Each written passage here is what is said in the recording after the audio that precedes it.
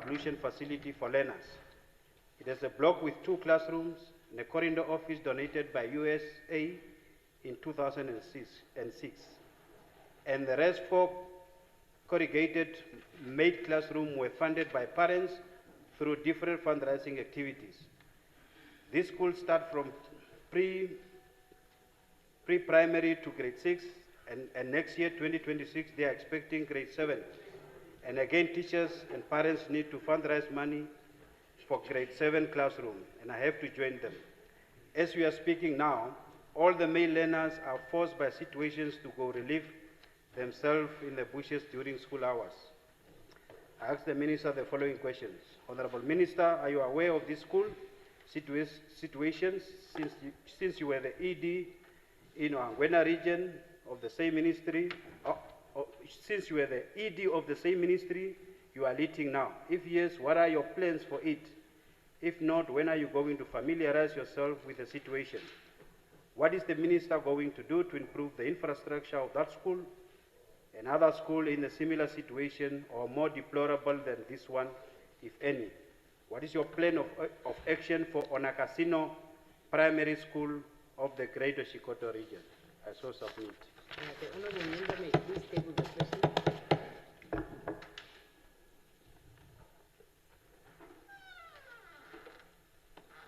Yes, I recognize Honorable Tuhezi.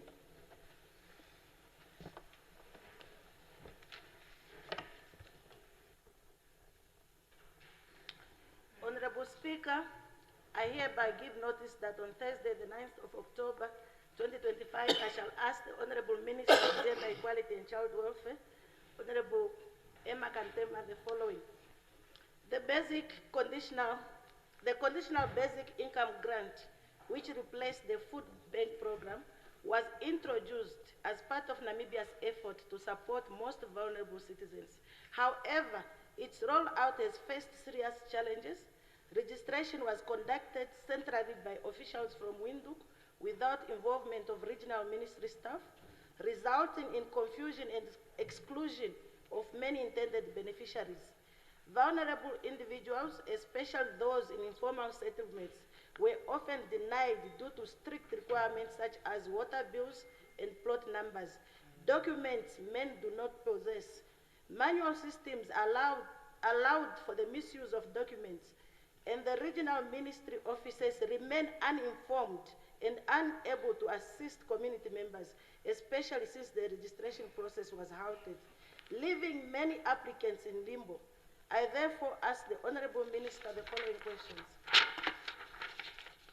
How many people are currently receiving the conditional basic income grant, disaggregated by region, and what criteria were used to determine eligibility? Why was the registration process centralized and conducted without the involvement of regional ministry officials? And what steps will be taken to decentralize future phases to improve access and accountability?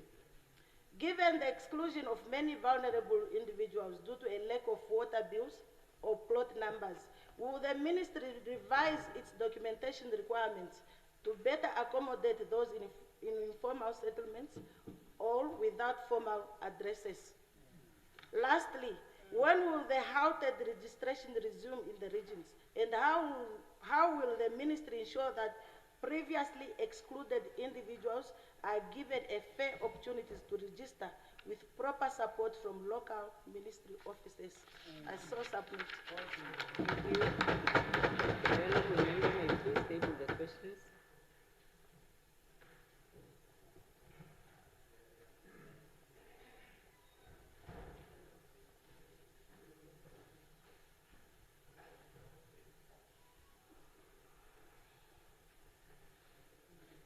I recognize Honorable Kalangula.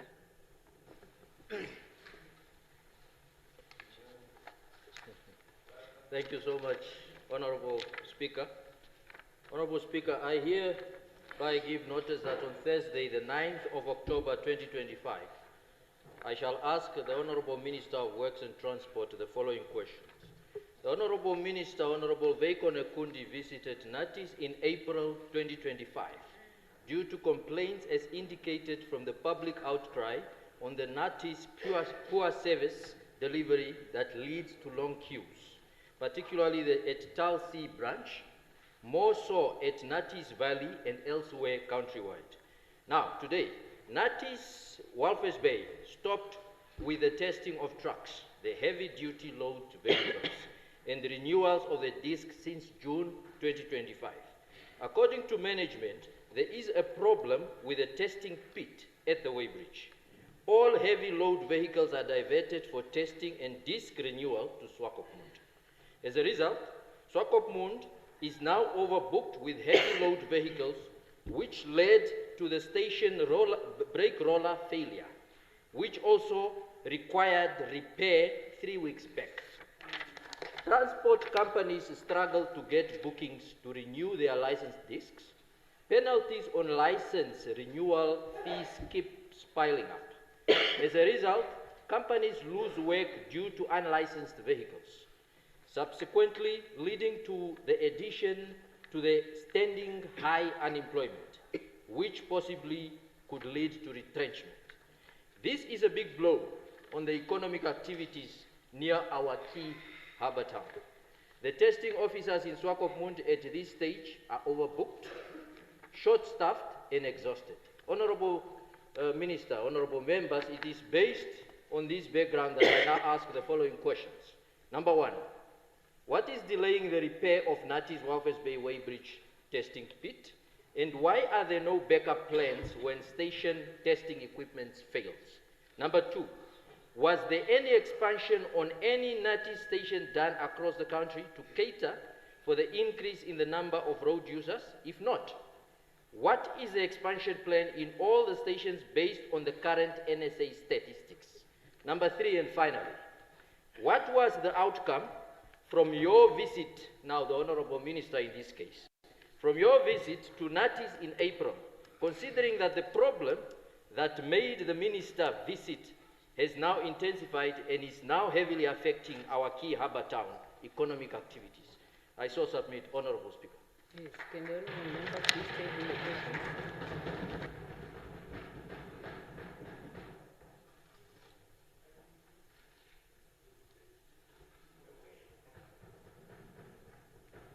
Honourable Lizazi.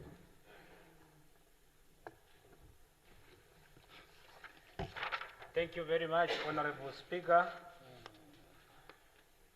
Honourable Speaker, honourable members, I hereby give notice that on Thursday, 16th of October 2025, I shall ask the Minister of Justice and Labour Relations the following question. Wholesale and retail trade sector are employing the majority of young Namibians, estimate of 8,091 according to NSA statistics. We acclaim them for giving employment to young Namibians. Wholesale and retail shops such as Brook, Shoprite, Metro, Choppies, Rani Group in northern Namibia, Kamunu in Katima Mlilo, Model Pick and Pay are among other wholesale and retail traders that employ our young people. Against this background, I shall ask the Minister the following questions. One, can the Honourable Minister confirm that employees of this wholesale and retail trade sector are paid very low salaries below the living wage bracket? Some employees have been casual workers between 10 to 15 years with no hope of permanent employment. What will the Honourable Minister do to transform this situation that has been going on for too long in our country? Number three, what is the official minimum wage in Namibia? And lastly, is the Honourable Minister not in a position to direct this wholesale and retail trade sector, keeping these parents on casual position for more than 10 to 15 years to give them permanent positions?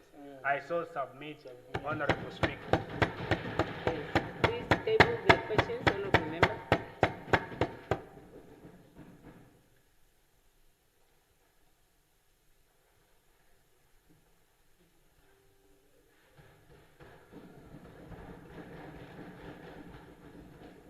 I recognize Honorable Karonda. Thank you very much, Honorable Speaker. I have two oral questions.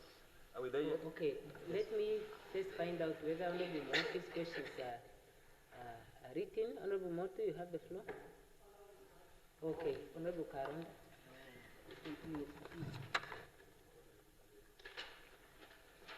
Thank you, Honorable Speaker. I have two quick questions. One goes to the Minister of responsible for water affairs. I'm told there's a situation at Combat. I'm not sure if the minister is aware of that. Water shortage situation at Combat.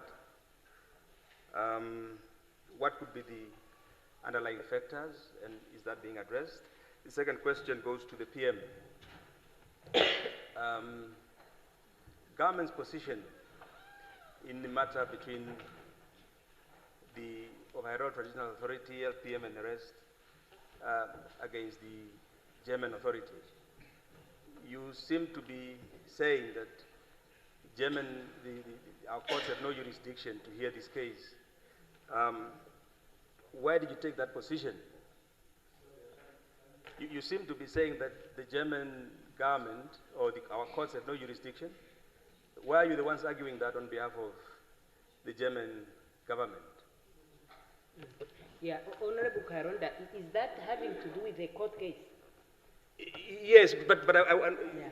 No, if it has to do with the court case, unfortunately, it's I not would subject have to to decay. rule that out.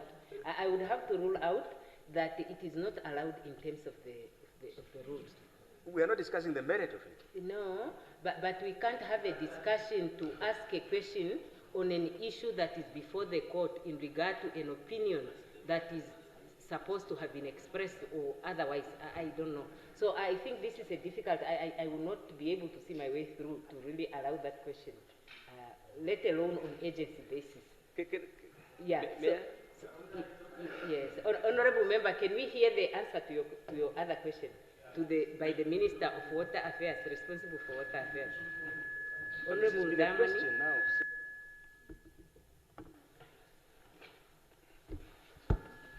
Thank you very much, Honorable Speaker. Thank you, Honorable Karonda. The water situation in Combat has not been brought by my attention recently. All I know is that Combat has a lot of water and supply all the surrounding towns. If there is an issue of lack of water supply within the village or town of Combat, maybe that's a technical issues within the surrounding which we need to find out and then address it, and we will so do. Thank you very much. Can we follow up? Honorable Motu.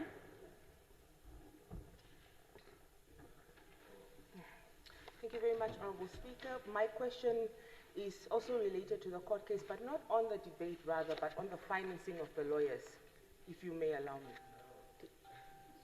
It's not before court. The finances are not before court. I just want to ask, because taxpayers' money was used to fund a Namibian lawyer to argue on behalf of the German government using taxpayers' money.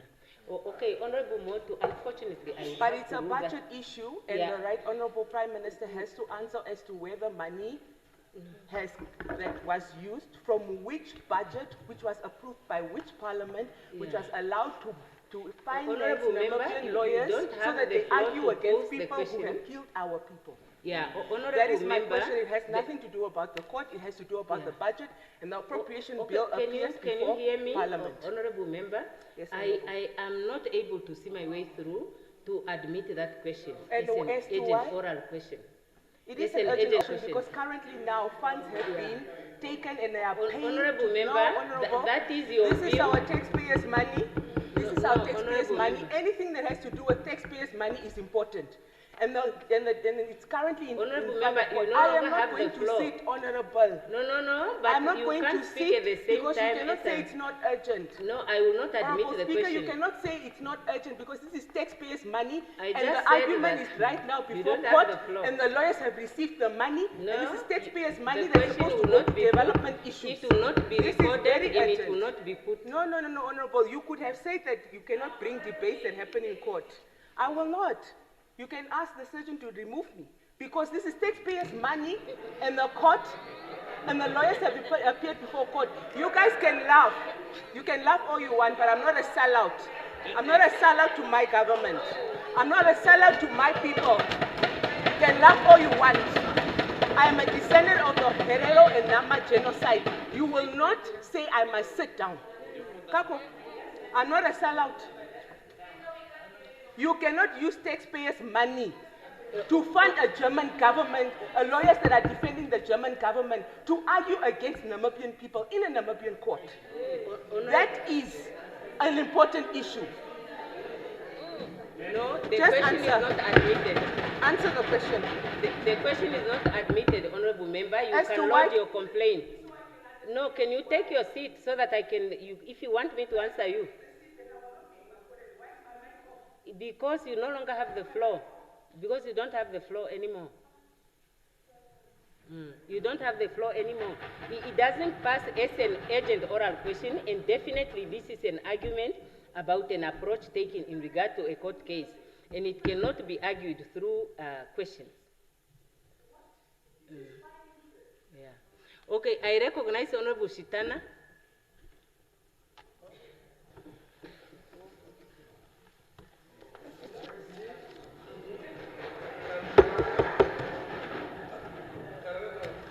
What is wrong?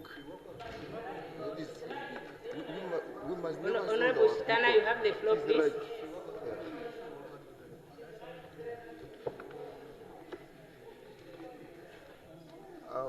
It's a...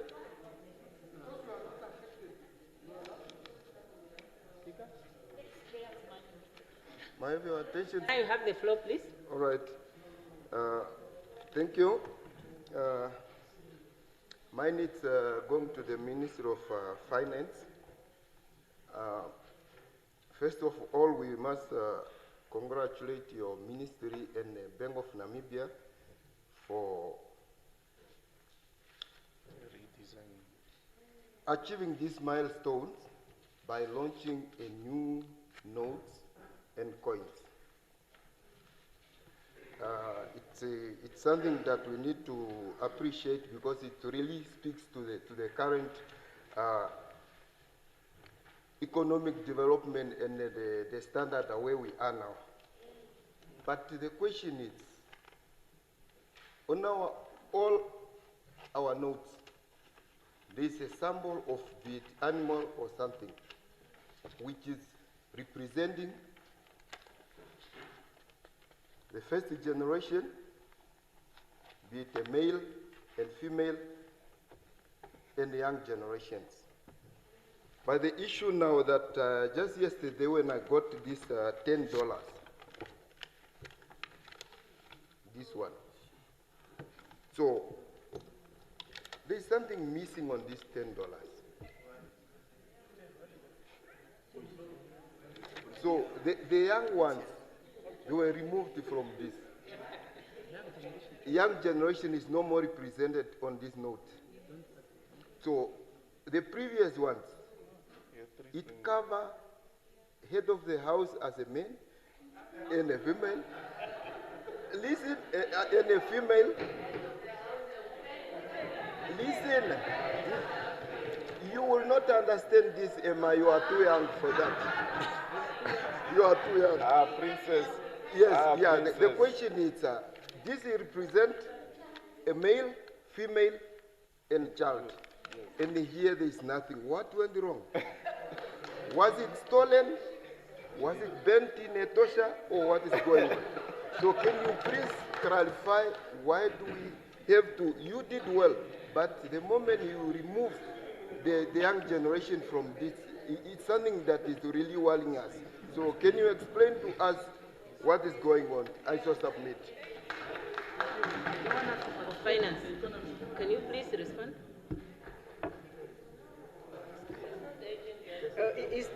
Thank you very much, Honorable. Honorable members, can you take your seat? Honorable Hangura, please, you cannot, you can't just stand and talk to another person. Yeah. Honorable Speaker, honorable members, very good afternoon. And I appreciate the question by Honorable Shitana. One, that he really follows the development, especially when it comes to the financial sector. I appreciate you on that one. For the number of animals on the note, for as long as the note is secure and safe, it is okay for now. But there will still be another opportunity for you to give inputs to whatever should happen to the coins and notes. For now, it is safe, secure, and you can just use it. Thank you so much. Yes, thank you. Honorable Kandorodu. Yeah, thank you so much, Speaker.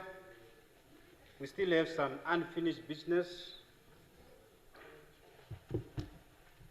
To the Minister of Home Affairs,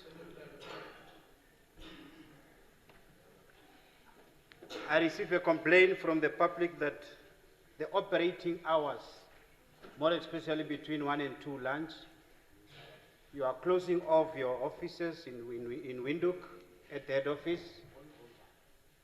and people are being chased out to go stand outside the building between 1 and 2, waiting for the staff member to return. Why can you not introduce shift system that will help you to serve the community uninterrupted?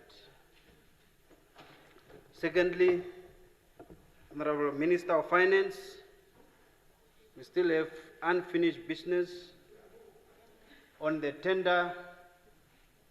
Your Central Procurement Board allocated to Chinese company to construct a boarding school at Ausenke in Karas region worth 157 million.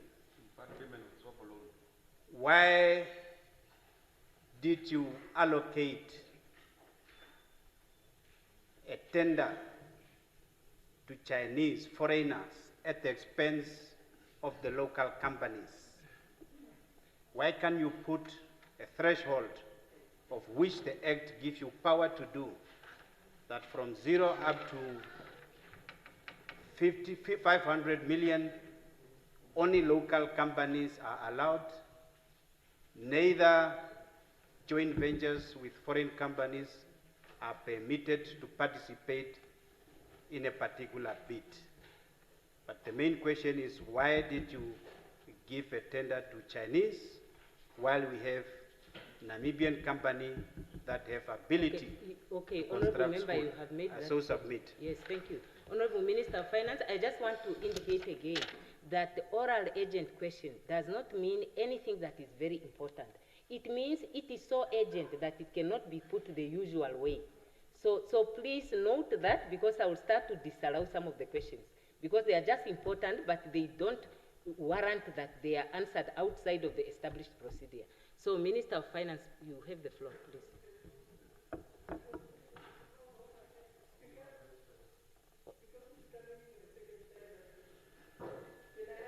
Oh, which question is that? Or are the questions to the Minister of Home Affairs? Oh, okay. Oh, Minister of Home Affairs can answer the first question, sir. I just want to, once and for all, put this record to rest.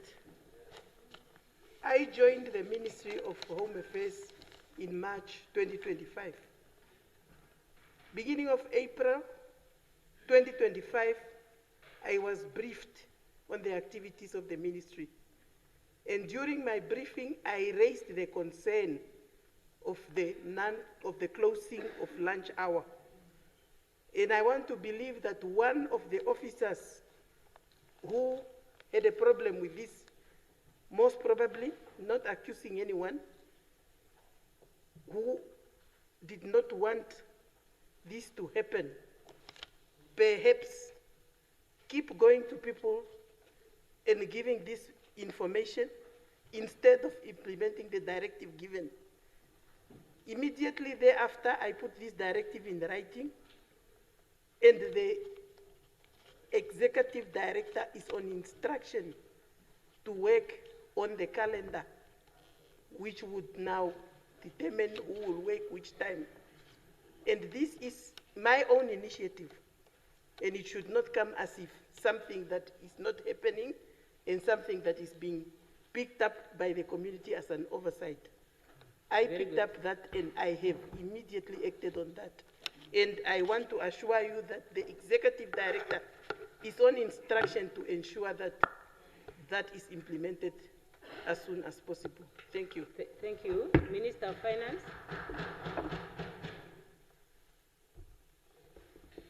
Thank you very much, Honorable Speaker.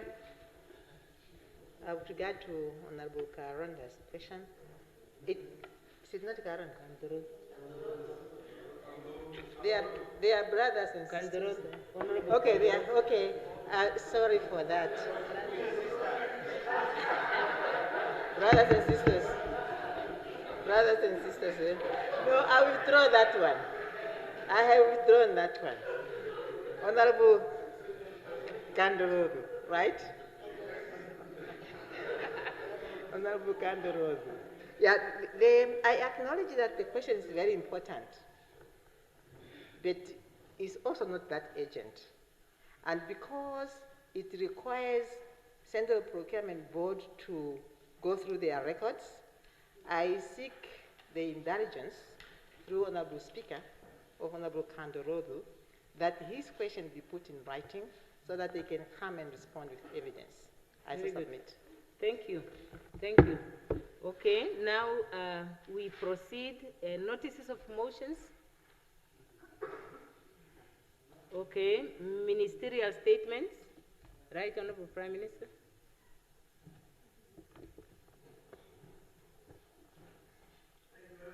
Comrade Speaker and honorable members, I rise to provide a ministerial statement on the voluntary initiative of ensuring welfare of vulnerable elders and veterans of the liberation struggle, especially those in rural areas. Honorable Speaker, it is human, and it's a human trait that runs through all of us to look after the elderly. It is a time immemorial gesture of kindness expected especially from the young in society. Recently, as announced by our youthful Minister of Information, Communication and Technology, we have discussed and approved a submission to expand this kindness through TVET trainees in villages and informal settlements to assist in rehabilitation, construction and maintenance of households for vulnerable elderly and veterans of the liberation struggle. What will be required in this is the sourcing of materials from local entrepreneurs in the respective regional capitals, etc. The latter being veterans of the liberation struggle. The Ministry of Defense and Veterans Affairs has undertaken to incorporate them within the ministerial scope of its responsibilities. Her Excellency the President advised further that we ensure this matter is clarified so that an expectation is not created that family members, because of this announcement, must now abandon their elderly because government wishes to take over. Honorable Speaker, honorable members, I wish to recognize that many elderly are cared for by their respective families, and many are doing so. Those who cannot afford, however, some are kept in elderly homes, that is, those who can afford. The elderly, their elderly are in house, in elderly homes or old age homes. But for rural areas, many vulnerable elders are not cared for in the same way. The government is assisting through social grants and old age pension. However, we are also alive to the fact that in our society, there are some households where the elderly need our support, where the traditional authorities equally know that this and that household need care, need assistance in terms of basic tenets of amenities, such as decent place to sleep, with access to water, sanitation, and food. We have also recently announced that every village will have a community garden whereon unemployed young people and others will work to produce food. This model has begun in Ochombinde in Omaheke region, where 13,000 hectares was allocated to the office of the Prime Minister by the traditional authority. We have begun the process of requesting other traditional authorities to emulate the same. To complement these basic needs, Honorable Speaker, we therefore intend on using unemployed TVET trainees and other unemployed young people in villages and informal settlements to carry out on a regular basis the aforementioned intervention. It is a voluntary initiative for which government will compensate those involved through the Food for Work, Cash for Work programs. We therefore appeal to the humanity of our country to join this train, this route, this village path to every household, from Malengalenga to Varambat, from Epukiro to Okombahe, and ensure that no elderly suffers from avoidable inconveniences of life. Those in the private sector willing to join, we are ready to collaborate. How am I doing with time? Honorable Speaker, honorable members, on the welfare of veterans of the liberation struggle, whose supreme sacrifices have helped bring about Namibia's independence, the ministry responsible, in this case MODVA, has rightly indicated that this has always taken center stage in development programs designed to ease the war veterans' plight since independence. Indeed, when founding President Dr. Sam Shafishuna Nujoma returned home on the 14th September 1989, that day ushered in an era of hope, especially for the young people of our country. Namibians were relieved and deeply excited that independence was indeed finally around the corner. The dramatic sight of seeing Dr. Nujoma in person back home that day was just enough to rekindle the spark of freedom. And sure enough, SWAPO won the 1989 UN supervised elections and formed the first government of independent Namibia. Our independence, for which many brave sons and daughters of Namibia paid with their blood and lives, must therefore be treasured forever. Those veterans return home soaked in blood and sweat. The armed struggle that brought about our independence lasted for 23 solid years. War is war. It is never a walk in the park. Our armed struggle for independence must therefore be understood in that context. In wars, many dreadful things happen on both sides. But when wars end, painful wounds remain unhealed for years. War memories must become nightmares that give us sleepless nights. We came out of that war very bitter and angry. A war, as Her Excellency said, it was imposed on us by the apartheid regime. Honorable members, it was indeed with that painful chapter in mind that SWAPO, under the outstanding leadership of Dr. Nujoma, framed the policy of national reconciliation that conceived and nurtured the peace and stability we enjoy today, the very peace and stability some now take for granted.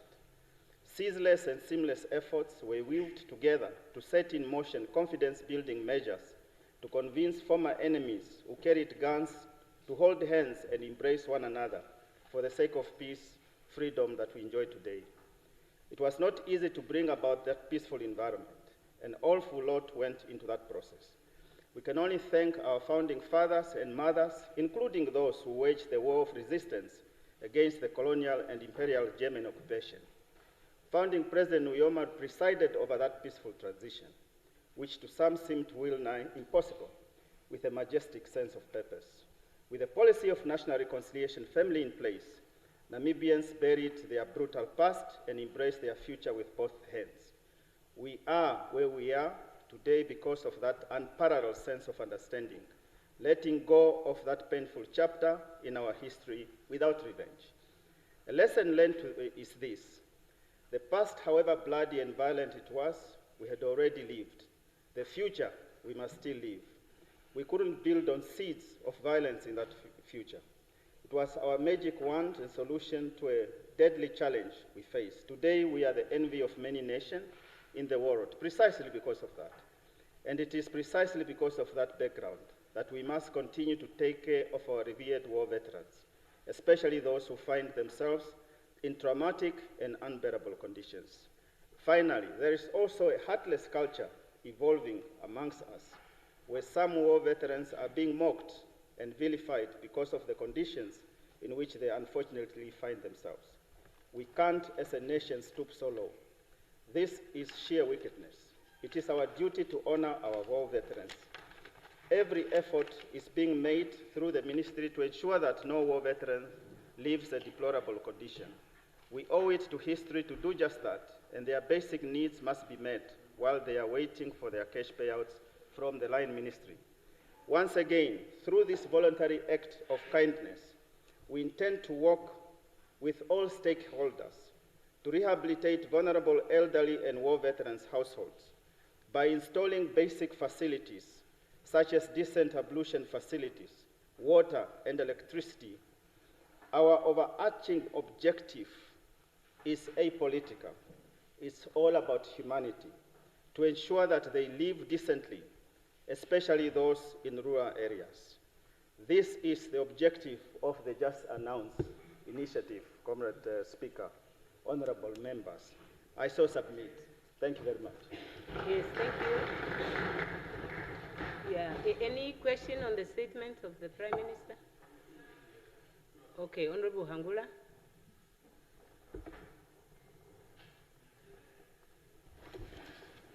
Thank you very much, Honorable Speaker, Right Honorable Prime Minister. Even though I must be honest, it read more like a campaign strategy than anything. We appreciate the fact that our elders are going to be. So the thing where I want to ask is, we already have a problem with veterans who are receiving unequal distribution of veteran funds. And we already have a problem of recognizing those veterans who went and fought the actual war and those ones who helped them inside the country. What are some of the mechanisms? And these people are aging as the years go by. What are some of the mechanisms that you're going to put in place to ensure that everybody gets equal coverage and everybody is included? Secondly, like I said, I couldn't resist but get a sort of partisan tone to this. Forgive me, Right Honorable, but how are you going to make sure that this doesn't happen actually in terms of partisan alignment as it's happening right now, and it's a fact. So will you also include then those who fought on the other side as they've been asking for the last couple of years? And just the final question, Honorable Prime Minister, what happens when this is set in motion and before the project is complete and my father passes away, who was a veteran, war veteran? Does then that pass on to me, or do you take it back, or what happens? Can we get clarity on that? Thank you, Honorable Speaker. Yes, thank you. Honorable Haikola.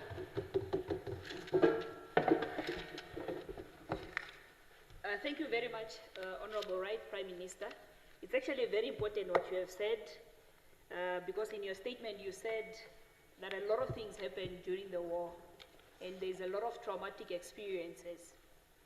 And I'm very grateful for the TVET project that is being announced here.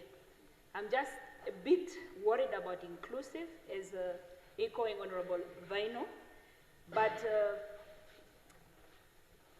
I'm just also a bit worried because we have seen, as you have stated in your statement, that there's a lot of traumatic experiences. We have seen that these war veterans, recently, they were being cancelled in a hall where many of them, by young AMA 2000, how does this AMA 2000 cancel war What is veterans? AMA 2000? Yeah, the people who were born 2001, yes, after 2000. Yes, the Gen Zs. Thank you so much. Now, how is this? The Gen what? Speaker, am I protected? Speaker? Speaker, am I protected? Yes, Okay. please help us. Let's use the Yes, common yes, words as they are understood Yes. by everyone. Yes, Speaker. Of course, Gen Zs, they are being cancelled, getting cancelling from Gen Z. Okay, People who please, were born let's after not say Gen 2000. Z. What Yes, is Gen it's Z? related to that, Speaker. What is Gen Z? Gen Z is a Generation Z. It's after millennial. Okay, millennial. Okay, It okay. is a formal English term. Okay, let's just try to carry everyone along so that we have 1 minute it's a to formal, go. Yeah. Speaker, it's a formal, okay, people who were born, okay, now my statement Yeah, is no, just done. go ahead, Honorable Member. My time, Speaker? Yes, go ahead, please. Okay, so Honorable Right, Prime Minister, I'm just requesting to say that these people, our war veterans, they also need proper counseling, and it must become, or it must be channeled also with this TVET initiative that you are introducing. They must not be cancelled by children, okay? When I mean children, it means people who were born 2000, 2001. Just because you went to school to study psychology doesn't mean that you can give counseling to these Honorable people. members, So you thank you very ask much, questions, ne? Well, let's Yes. only ask questions. So I have about 5 more people, and we have a time limit. Honorable Shitana, can we please just be to the point and pose the question? Yeah. Thank you. Maybe the pastor took the springbok, eh? All right, thank you very much, Prime Minister. It is very, very important, and we are fully supporting that program. But we only have a fear of, there is a way of doing when you need something. Or we hope this type of statement and programs can be taken serious and must be held account by saying that is that it must not only come as a statement during election, like what we are facing. Question, Honorable Shitana. Yeah, the question is now, last year on the war veterans, there's been that, there was some payment that went to the ghost. So, beneficiaries who are nowhere to be found. The issue is that we must never allow this situation of using our veterans and other people might go benefit. Yes. We must support them, and the question is, how are you going to monitor this program that it really benefit the war veteran as it intended for?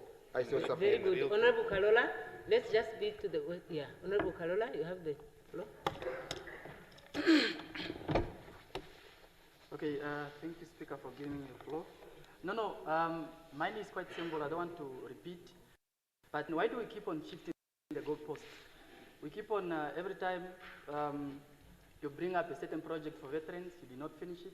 Next time, you come up with this kind of statement. I think it's quite hurtful because first, try to, just to finish the first program that you give these people, because keep on hurting them. And also, I just wanted to find out, how sure are we that these elites are not going to take advantage of these things, like what they are doing currently to National Youth Fund? Please, thank you. Yes, thank you. Honorable Karonda.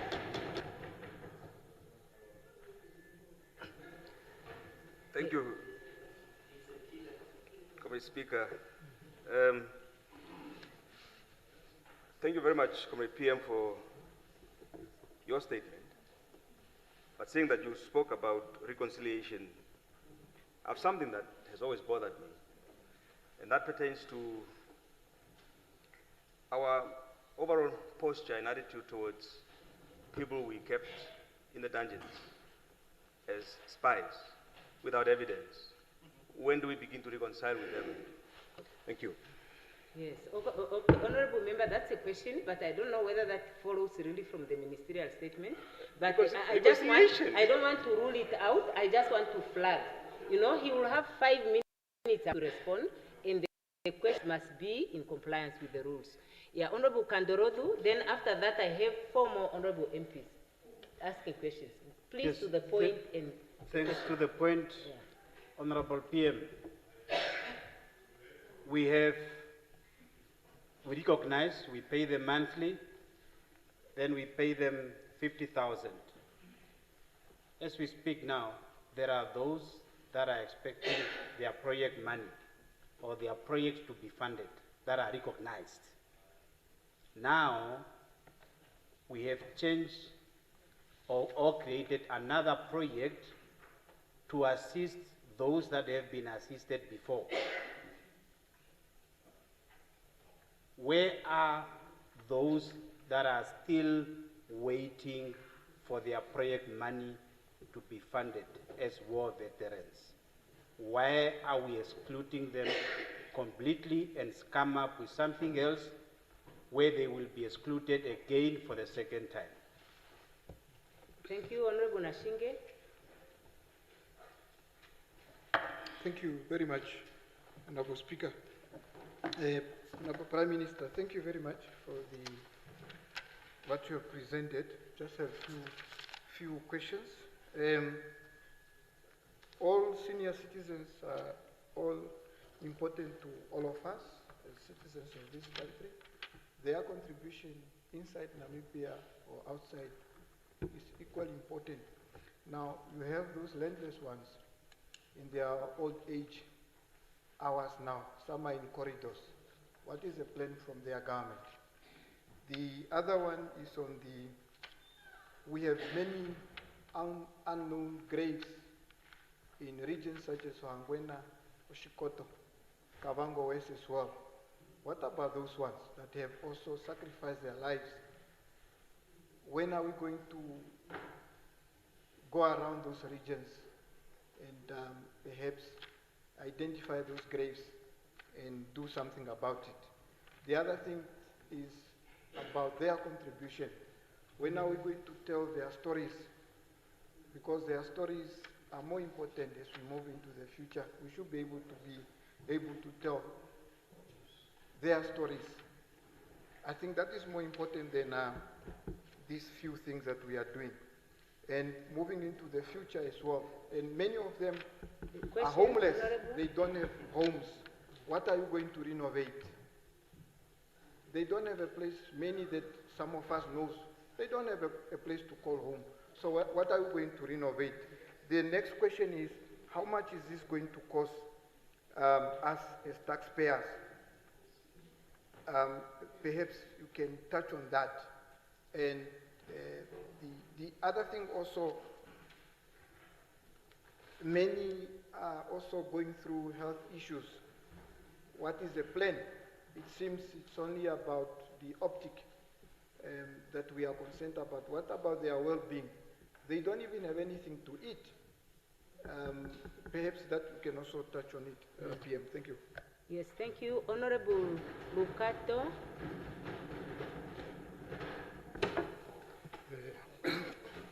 Honorable Speaker, members of Parliament, and leaders of all political parties, good day. Thank you for the platform. I just want to ask my relative brother, Honorable Right Prime Minister. Maybe it's two questions. Yeah, let me first commend you for the good job we are doing. Yes. My question, first question is this.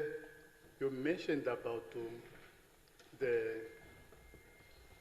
those who sacrifice their lives for the sake of the independence of this country. You even mentioned the war of resistance, which myself I believe that those two national ethnic groups, they all started from there. Then my question is that, are those also included on the project in question? That's the first question. Then the second question is that according to, since you are also a senior in the government cabinet, those Namibians those who fought, whether from others, opposites, including those who died in the struggle, whether inside Namibia and outside Namibia. Is your cabinet going to consider them all? Honorable members, please let's only ask about the statement, not about the Veterans Act, because the statement is only talking about implementation of the Veterans Act, and the questions should not contest the provisions of the Veterans Act. Please, briefly, Honorable Rukato, against that. Okay, yeah, just, I'm done now. Very good, thank you. Now I have, it's break time, almost, and I see that there are still 2 people, so 3 people. So I'll have only these 3 people, but after the break. So we will come back at 16 hours, and then we consider only these 3, Honorable Kanguru, Honorable Thomas, Honorable Rutuhezi, for no more than 3 minutes each. According to the rules, the Prime Minister only has 5 minutes to answer all the questions, 5. So the more questions we pose, the more we make it difficult for him to respond, because exactly 5 minutes after that, he will take his seat. Now we rise for 15 minutes until 16 hours.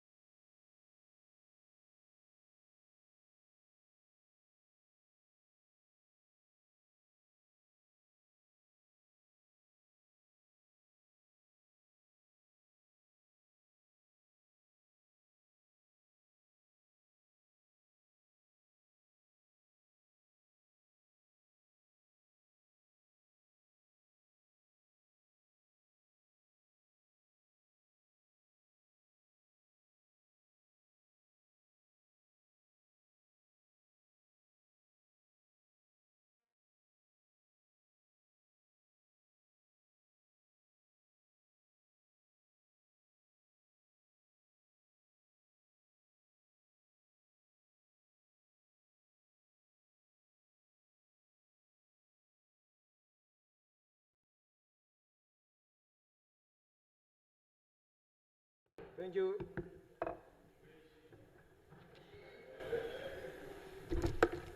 Okay, in that order, I will continue where we left off. Honorable Kangulu, Honorable Thomas, Honorable Lutehesi, and then the Prime Minister will respond.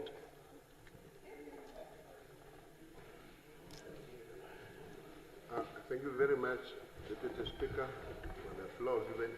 Thank you, Prime Minister, for a wonderful statement. However, I want to know truly to why do we seem to play with our people's feelings? Prime Minister, it's a sin when we are seems to play with their feeling, and yet we do not have tangible result in terms of implementation. Why do we want to move further? Recently, Thursday, I have just get the response or feedback from our Honorable Minister in terms of the veteran benefit, which are still pending. And he eventually confirmed that, Honorable Minister for Veteran, Defense and Veteran. Why do we want to move from A to B without accomplishing the responsibility upon us at point A? Why can't we accomplish the project of current veteran, ensure that yes, everyone truly benefits, and then we step further? However, I appreciate the initiative. If we can just work on ensuring that we are not just here to campaign, because it seems it's a sign of campaigning. And we play with our people's feelings. Thank you. Thank you, Prime Minister, that we accomplish that, and then we move to the next step. Okay. Rather a comment than an answer. Easier job for you, PM. Honorable Thomas. Thank you very much, Honorable. Right, Prime Minister, for recognizing us once more again in this House. My question is very straightforward. First is compliment your project or the project created for the Namibian people. But my question is, I'm jumping on the foot of veteran. I'm not happy that the veterans were not recognized fully. Now, if I to ask questions, in that project, how many veterans are recognized or will benefit in the newly established project? If it's not, and then I need maybe more information. Secondly, I have a problem with you call it the counseling officers. You find a counseling officers or council officers sitting in the office counseling the war veteran, but himself has got no experience about what was happening in the bush. This one must be corrected. We know what was happening there, and we cannot be cancelled by people just, you cannot even put a question to me. And you don't know what is paining me in the bush. So we need a proper counselor who knows. I think Dr. Mubita knows what was problem there in the. We cannot just be sent by small children and come counseling us. They don't know what's happening in the bush. Thank you. Thank you, Honorable Ludazi. Thank you, Deputy Speaker. Honorable Prime Minister, indeed, a society that does not care for its elders has no future. However, I have three questions that I want clarification on. The first one, what verification or vetting mechanisms will be used to prevent abuse or impersonations when this program is going to be rolled out? Number two, will there be an independent oversight body to leaders or veteran association in validating eligibility? And the last one, what penalties or corrective measures are in place for those who are found abusing our vulnerable elders and veteran funds. Thank you very much. Thank you. We have exhausted the list. I'll now give the floor to Honorable Prime Minister. Right, Honorable Prime Minister. Thank you very much, Comrade Deputy Speaker. Thank you so much, honorable members, for your comments, questions, and sought for clarifications. I think the common denominator in the statement is humanity and respect for elders. I do not think there is any of us that would suggest that to be an elder requires a membership card of a political party or an association of any sort. An elder is an elder. And there will be in our villages, in our households, etc. So this intervention should therefore be seen in that context. And I think I appreciate, in terms of the guidance given, to ensure that it is not abused, it's not misused. But I think not too long ago, Honorable Mobita circulated a note wherein he had to fork out of his pocket to give honor to one of the fighters. And in our various villages, in our various families, there are also those needs that you see every day. I do not think, Honorable Speaker or Deputy Speaker, that this should be viewed in any other lenses except that lens that I have presented it in. I see Honorable Hengari is excited about that. If you would indulge me, Honorable Deputy Speaker, I wanted to confine my comments precisely to what I have said, and then, with your indulgence, if I could ask my elder to my right, if he could expand specific on the veterans. Suffice to say, but that's the indulgence I'm seeking from the Honorable Deputy Speaker. The summary I want to make is as follows. For the longest, there are veterans who have waited for their projects or cash payouts, etc., etc. But through that process of waiting, there is also hardship that they experience. And what we are suggesting here is that whilst that process is ongoing, and where we have noted that there is a humanity here to be dispensed, we need not wait until that time in order for the clock of humanity to be unleashed and held. So that, I think, is what we are speaking towards.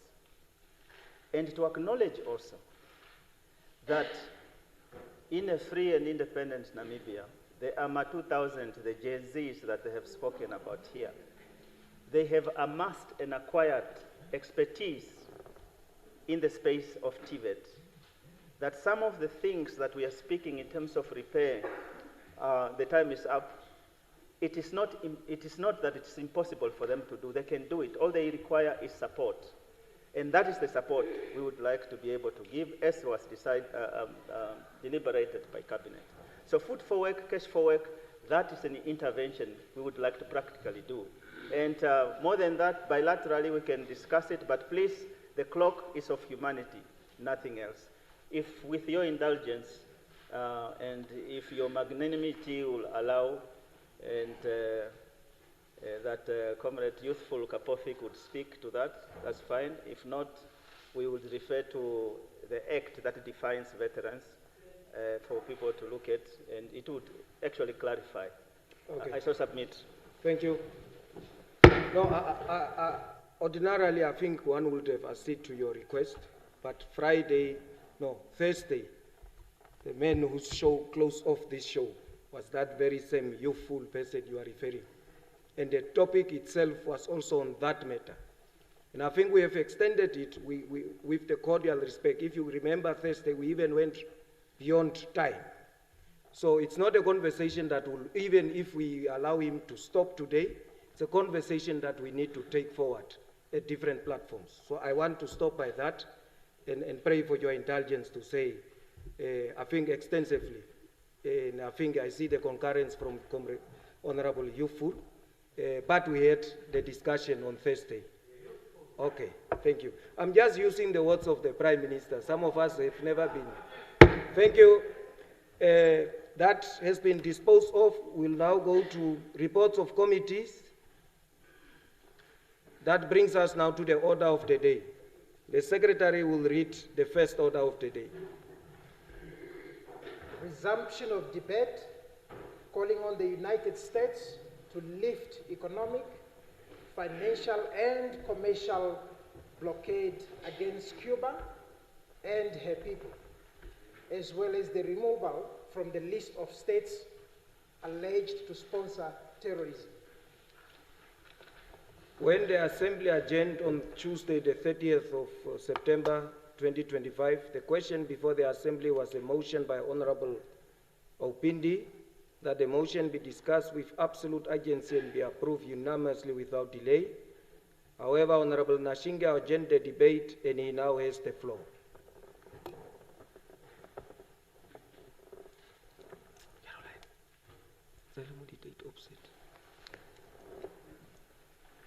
Thank you. Thank you very much, Honorable Deputy Speaker. Let me also thank once more Honorable Pindi for bringing this topic to our National Assemblies for us to discuss, and I'll keep it short.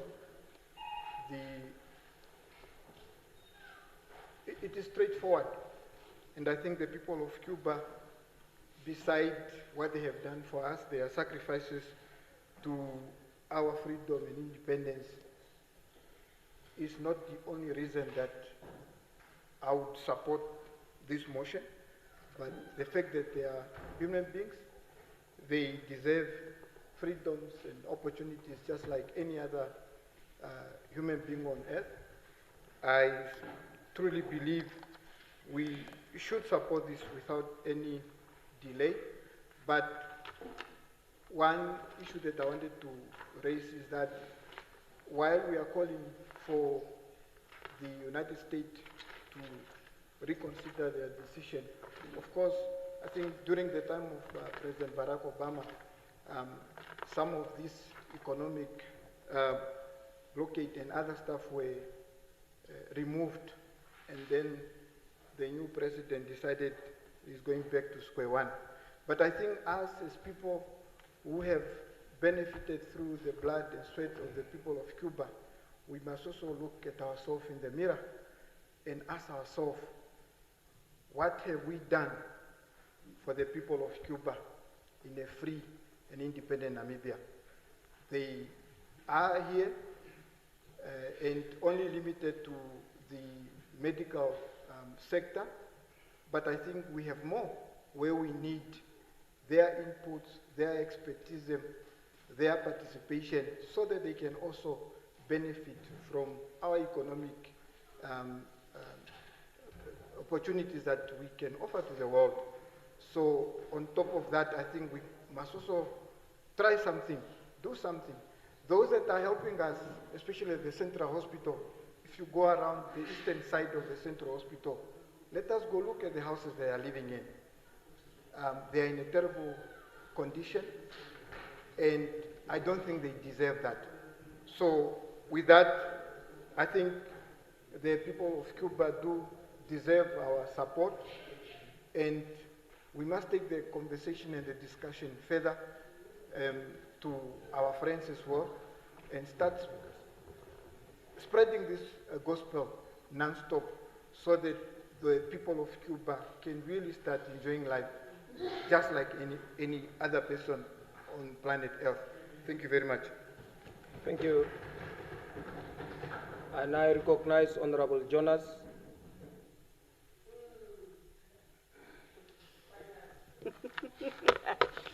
Thank you very much, Honorable Deputy Speaker. I rise to add my voice in a strong support of the motion calling the United States to lift economic, financial, and commercial blockade against Cuba and to remove it from the list of states alleged sponsoring terrorism. Namibia's stance on this matter is very clear, consistent and rooted in a history of shared struggle and profound solidarity. Honorable Deputy Speaker, our government has repeatedly described the United States blockade on Cuba as senseless and unjustifiable. This embargo is the most enduring in the modern history, and for this end, the United Nations General Assembly has overwhelmingly voted to condemn it, with 187 countries, including Namibia, voting for it end last year. And this year, our President, Her Excellency, Dr. Netumbo Nandi-Ndaitwah, made a high-level statement at the United Nations General Assembly calling for an end to this sanction. We affirm that these sanctions are illegal measures that violate international law, national sovereignty, and the United Nations Charter. These sanctions are the primary cause of the severe economic hardship the Cuban people endure today. Honorable Deputy Speaker, we reiterate our call for Cuban immediate removal from the U.S. list of state sponsors of terrorism. This listing is unjust and severely hinders Cuba's ability to participate fully in global trade and investment, deepening the suffering of its people. As stated by our leaders, prosecuting Cuba for its global solidarity is not a crime, but a principle that should be applauded. After independence, Cuba did not abandon us. For decent, Cuba has continued to support our nation-building efforts through significant contribution in health, education, construction, and youth training. This collaboration continues to grow with recent agreements to expand cooperation in sectors like health, education, construction, water resources, and biotechnology through the newly established Namibia-Cuba Intergovernmental Commission. This mechanism is one we only establish with sister nations, highlighting the special relation we share. In conclusion, Deputy Speaker, supporting this motion is about more than foreign policy. It is about standing up for the values we cherish: justice, sovereignty, and mutual respect. It is about honoring a friend who stood by us when we needed them most. We are not doing Cuba a favor. We are defending the principle of international law and repaying a profound debt of solidarity. I therefore urge this House to adopt this motion with no delay. I so submit that this.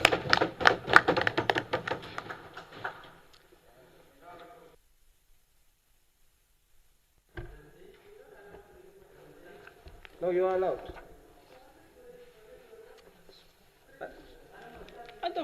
This is the smallest of the smallest like you.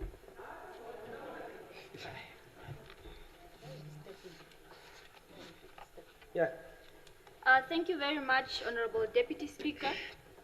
It is with great humility and compassion that I rise to contribute to this motion. The Republic of Namibia was founded as a sovereign, secular, unitary, democratic state, and as a child of international solidarity, Namibia must take bold steps towards dismantling the unjust barriers that have been placed around nations seeking self-determination and economic prosperity. In this regard, Honorable Deputy Speaker, I join the call for the removal of sanctions that have been imposed on Cuba by the United States. In doing so, it is not just a moral imperative, it is an opportunity to build an equitable global economic order where all countries have a chance to flourish politically and economically. To echo the words of Her Excellency Dr. Netumbo Nandi-Ndaitwah, the President of the Republic of Namibia, on the occasion of her address at the United Nations General Assembly, allow me to quote her verbatim. We call for the end of the continued illegal economic, financial, and commercial embargo imposed on the friendly people of Cuba and removing her from the list of states sponsoring terrorism. We call for an end to the illegal sanctions on Zimbabwe. We also call, and we are gravely concerned about the emerging threats against Venezuela and call for the sanctions and threats against that country. Honorable Deputy Speaker, honorable members, lifting of sanctions can catalyze a transformation in these economies. Namibia must stand with the oppressed, champion economic justice, and embrace the power of unity. Our freedom remains inseparable and the struggle continues. Honorable Deputy Speaker, honorable members, this motion requires the full and unconditional support of the Namibian Parliament. I so submit. Thank you. I now recognize Honorable Itope.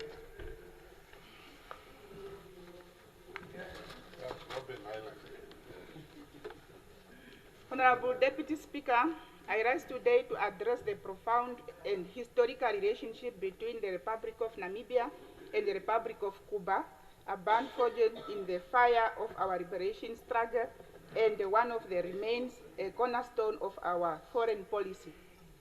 The significance of Cuba's roles in our history cannot be overstated. At a time when hope was scarce, Cuba's crucial military assistance changed the course of history in Southern Africa. Cuba forced forth alongside our liberation movement, making immense sacrifices that directly contributed to our nation independently, a debt we will never forget. Since our independence in 1990, this friendship has only deepened. Our former diplomatic relationships have grown into a strong partnership. Cuba has continued to stand with us, sending hundreds of doctors, teachers, and professionals who have been instrumental in our health, education, and construction sector. Our cooperation has since expanded to include economic, scientific, and technological fields. Yet our Cuba's friends continue to suffer under a severe economic, commercial, and financial blockage imposed by the United Nations. This blockage is unjust count to international law and represents the primary problem to Cuba's development. It inflicts needless suffering on the Cuba's people to cripple their economy.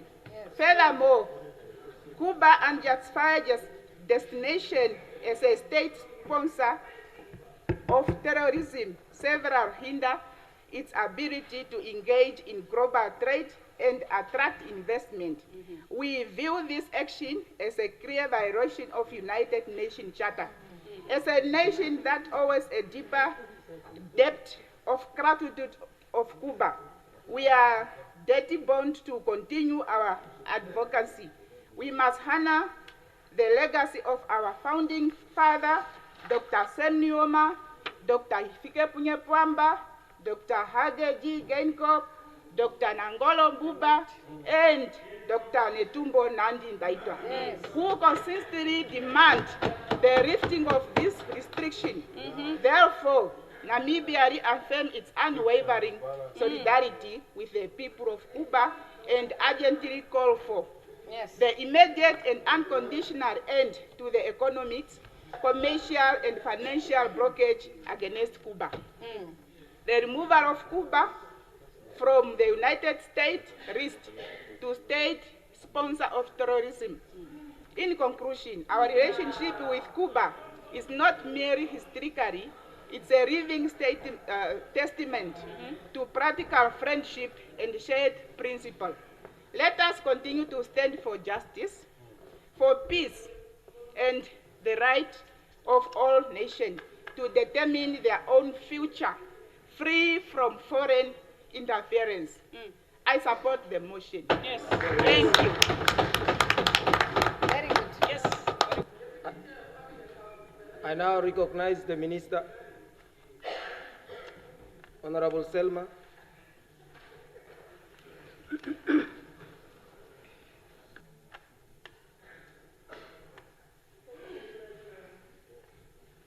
Mr. Speaker, let me first thank Honorable Aupindi for having tabled this very important motion, and to add my voice to all those who have spoken in support of this motion. And secondly, let me convey to all of us, the government and people of Namibia, the gratitude and appreciation from the government and people of Cuba for our consistent support, for our consistent advocacy in terms of calling for the removal of the U.S. blockade against Cuba, and also for removing Cuba from the list of states sponsoring terrorism. The contribution of Cuba to South-South cooperation is well documented. Cuba has contributed to the decolonization in Africa, and especially in Southern Africa. For Namibia, the narrative of our national liberation struggle will be incomplete without citing the contribution of Cuba. Honorable Deputy Speaker, we are dealing with an issue which is incompatible with the United Nations Charter, the Sustainable Development Goals, the Compact of the Future, to mention but some. Because the United Nations Charter reaffirms the dignity and the worth of the human person. The UN Charter also advocates for peaceful coexistence and harmony among nations. The fact that this resolution continues to garner overwhelming support at the United Nations speaks to its unilateralism and its condemnation by the international community. I have recently returned from Cuba and have seen and experienced the impact of this devastating blockade against Cuba. It's since 1958 that this blockade has been in existence. The UN has it on record that over the past 18 years, Cuba has lost about 250 trillion because of this blockade. So I am therefore in support for this House to unanimously support the lifting of this blockade. For us as Namibians, it is not only correct, it is a moral imperative to do so. I therefore support this motion, Deputy Speaker. Thank you very much. Thank you. I now recognize Honorable Werner Ita.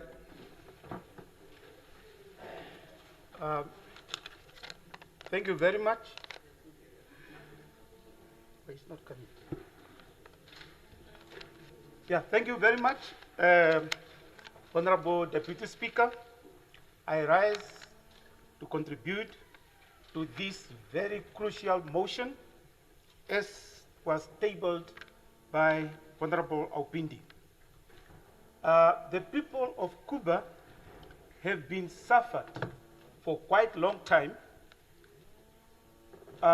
since 1960, due to this blockade and also this restriction, economic restriction from the United States. as others have alluded, that Cuba played important role in obtaining our independence, which we all are enjoying today, irrespective of political affiliation. Therefore, Honorable Deputy Speaker, I would like, with strong voice, and to request these honorable members to support the lifting of embargo and blockade from USA. This cruel, harsh, brutal, and to say the least, sadistic, is not for human beings. Therefore, I'm requesting the honorable members to support the dignity of the people of Cuba and also to support the motion as tabled. I so submit, Comrade, Honorable Deputy Speaker. Thank you. I now recognize Honorable Theophilus. No. Thank you very much, Honorable Deputy Speaker. I would also like to thank the Honorable Alpindi for tabling this very important motion calling on the United States to lift the economic, financial, and commercial blockade against Cuba and its people and be removed from the list of states allegedly sponsoring terrorism. Honorable Deputy Speaker, I reflect on the words of the Cuban Minister of Foreign Affairs, who said the following: "How long will this go on? Let Cuba live. Let Cuba live in peace." This is a flagrant, massive, and systemic violation of the human rights of our people, and the most encompassing, comprehensive, and longest-standing system of unilateral coercive measures ever applied against any country. These are the words of Honorable Bruno Rodriguez Parrilla, Cuba's Minister of Foreign Affairs, at one of the United Nations meetings.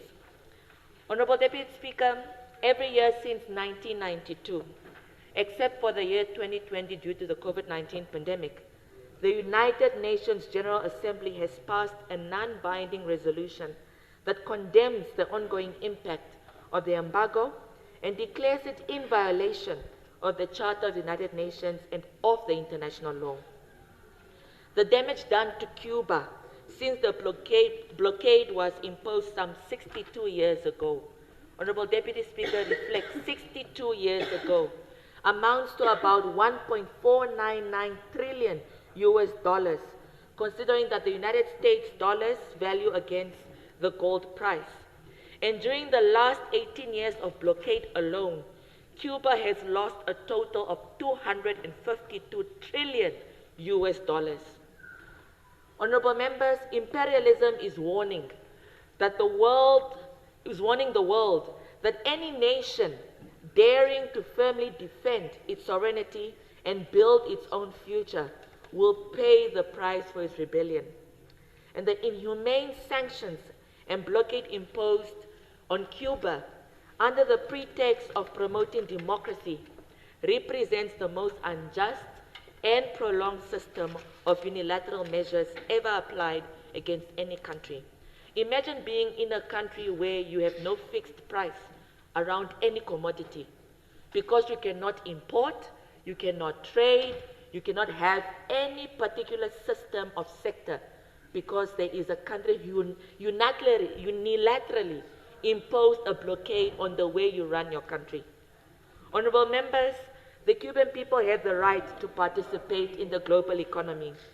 Free from restrictive measures, and the lifting of the embargo could make economic reforms more effective and facilitate the opening of the Cuban economy, not only to benefit the Cuban people, but to benefit the rest of the world, because the Cubans have been able to survive for 62 years with this blockade, but being able to actually grow some of their sectors around medicine and the sciences, and the world could benefit from some of the breakthroughs the Cuban people have been able to do with very less, that they've been able to have and be able to develop these sectors. So, Honorable Deputy Speaker, honorable members, I fully offer my support to this very important motion, and I ask that even without those who might feel that they have no connection to the historical relationship we share with Cuba, how Cubans lost their lives on the battleground, free of charge in exchange for the lives of Namibians. We have a moral duty out of just human rights today. If you have no link and feeling of what has happened in the past, that every honorable member in this house that is free, knowing Namibia is free to trade, free to import, free to export, free to run its systems and processes as free as possible without any unilateral blockade from anybody. We have a moral responsibility as the people of the Republic of Namibia to continuously show our support to the Cuban people. I support the motion, Honorable Deputy Speaker. Thank you. Okay, I now have Honorable Lucato, but before that, my Honorable, the book says you had your round in the very first time. Okay. Yeah. Thank you for always being sitting. It's not me, it's just your rules. Okay, now I will recognize Honorable April. Oh. Thank you, Honorable Deputy Speaker. I want to contribute to this debate we have here for some days now from a more pragmatic angle. I believe all of us sitting in this house are aware and know exactly what Cuba has done for us as a country.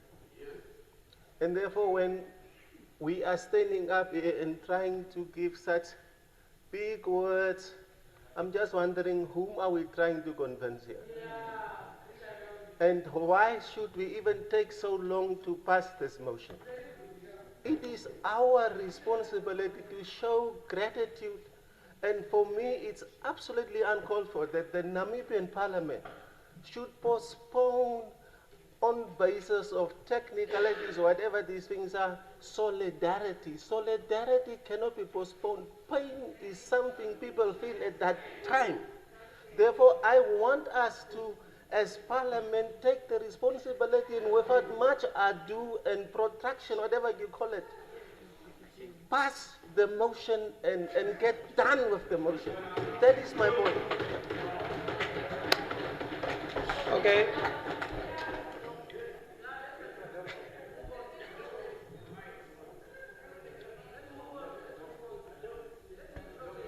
No, the lights are on. Honorable Shitana.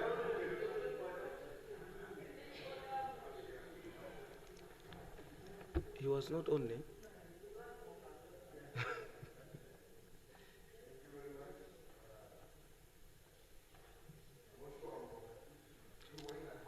No, honorable member. English, please. The translation. You see, when you do that, you inform the speaker, you come with your translation. We'll always accord you that. The translator is here.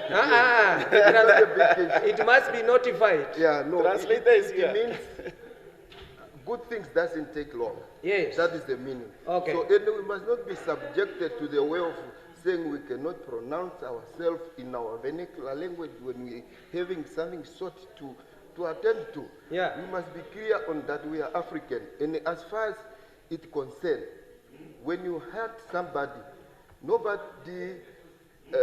cries in the language that they study whatsoever. You speak in the language that you were born, so that you air your anger. So my contribution is that, colleagues, nobody is against the motion. We are supporting Cuba. We are with Cuba. And then the messenger must be clear.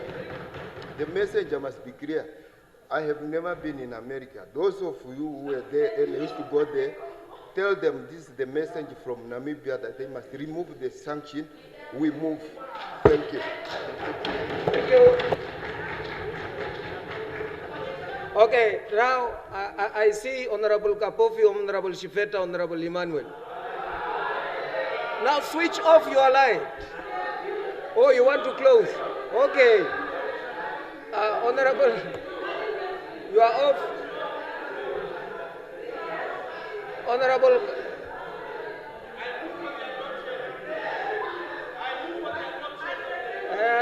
Honorable Kapofi. Now, what? Seconded. What is it now? Second. You all have said your says. You don't want me to say anything? I'm one of those people who have the first experience with the Cuban international troops in Angola. So I wanted to share with you, but now I'm just going to say, let's adopt it. Honorable. Okay. Thank you. No, before that, does Honorable Opindi wish to reply? That's the procedure. The mover must reply, and then we go to next stage. Yes, okay. Yes, I do. Right of reply. Before thanking all the honorable members, and I'm not going to thank each individually, I just want to point out two things. One was someone who was seeking for an education that somehow Namibia signed up in Article 96 to be a non-aligned in its foreign policy. But if you go, I know, if you go to the rest of the clause, it also says, because you are reading it in isolation, promote international peace and cooperation, create and maintain just and mutual beneficiary relationship, and including settlement of disputes peacefully. The whole section is there, you can read it, honorable member. But in support of this motion, we must also learn two things. That there are systems sometimes that are weaponizing global operation, and we cannot allow a dispute between two countries to be drawn into a dispute in the global community in totality. Because if you look at these sanctions, though they were targeted by the United States to Cuba, the whole world was coerced in compliance with those sanctions or otherwise face consequences. We cannot allow that. Global peace must prevail. I therefore call upon the honorable members and thank you so very much for supporting this motion. This is our motion, and I look forward to us continuing to be really the parliament that stands up for human rights, for human dignity, and human endeavor. I thank you very much, all of you. Thank you. I now put the question that the motion be adopted. Any objections? No. Agreed to unanimously. Thank you. The Secretary will now read the second order of the day.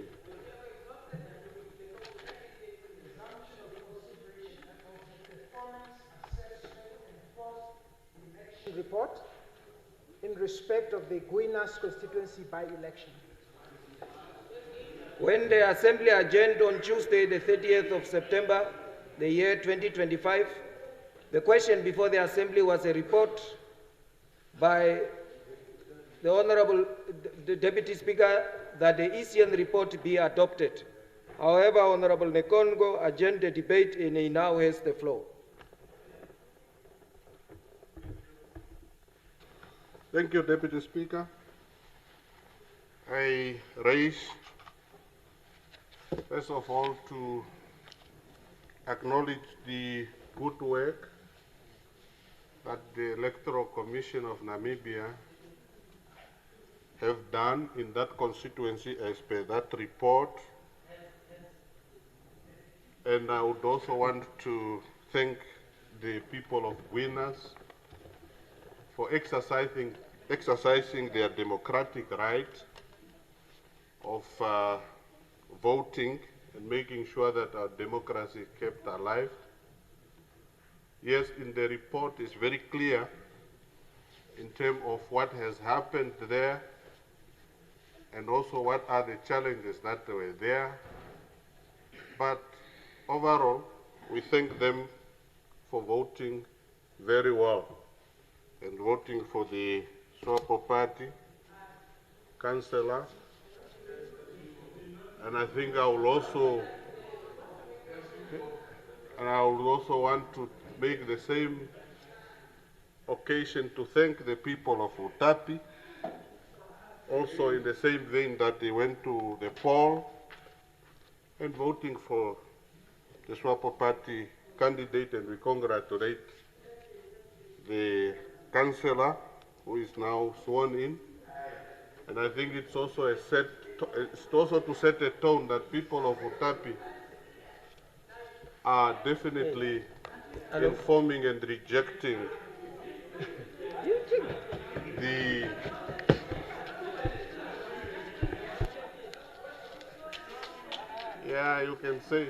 you can say whatever you want, but people of Utapi have already done what they have done, and we want to thank them again, and I'm protected, yes.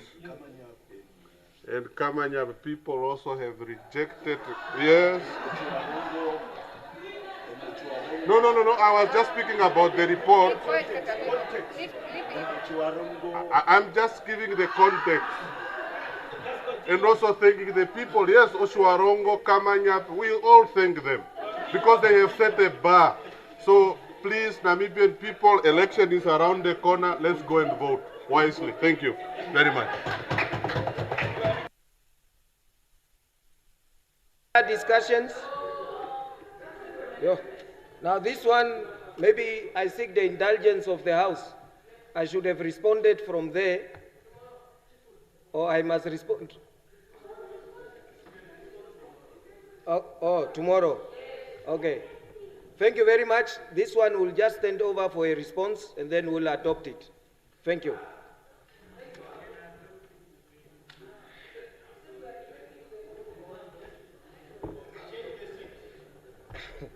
The Secretary will now read the third order of the day. Second reading, Land Bill. Okay. When the Assembly adjourned on Wednesday, the 1st of October 2025, the question before the Assembly was a motion by the Minister of Agriculture, Fisheries and Water and Land Reform that the bill be read the second time. However, Honorable Ngari adjourned the debate and she now has the floor. Just hold on. Thank you very much, Honorable Deputy Speaker. I just want to make sure that the time that we were using last week was 15 minutes per speaker. Yes. Oh, it was 15 minutes.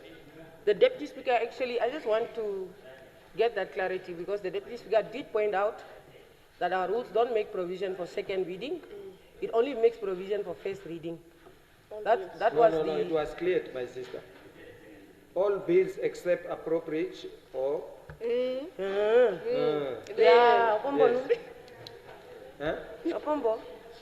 No, yes, that's why I'm saying it was cleared, all bills.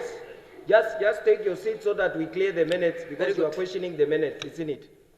Now it says all bills except the appropriation bill first reading. Then it says all bills except the appropriation bill second reading. Just read after that heading, after the red heading on page 56. Please help there, help your people there. Huh? It's still the same, 85.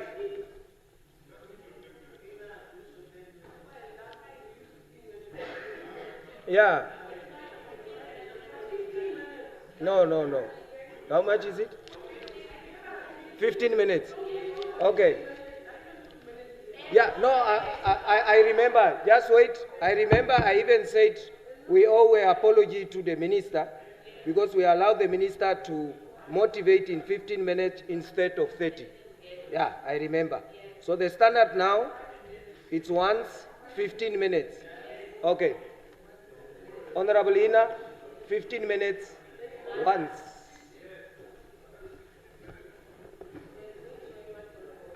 Unja.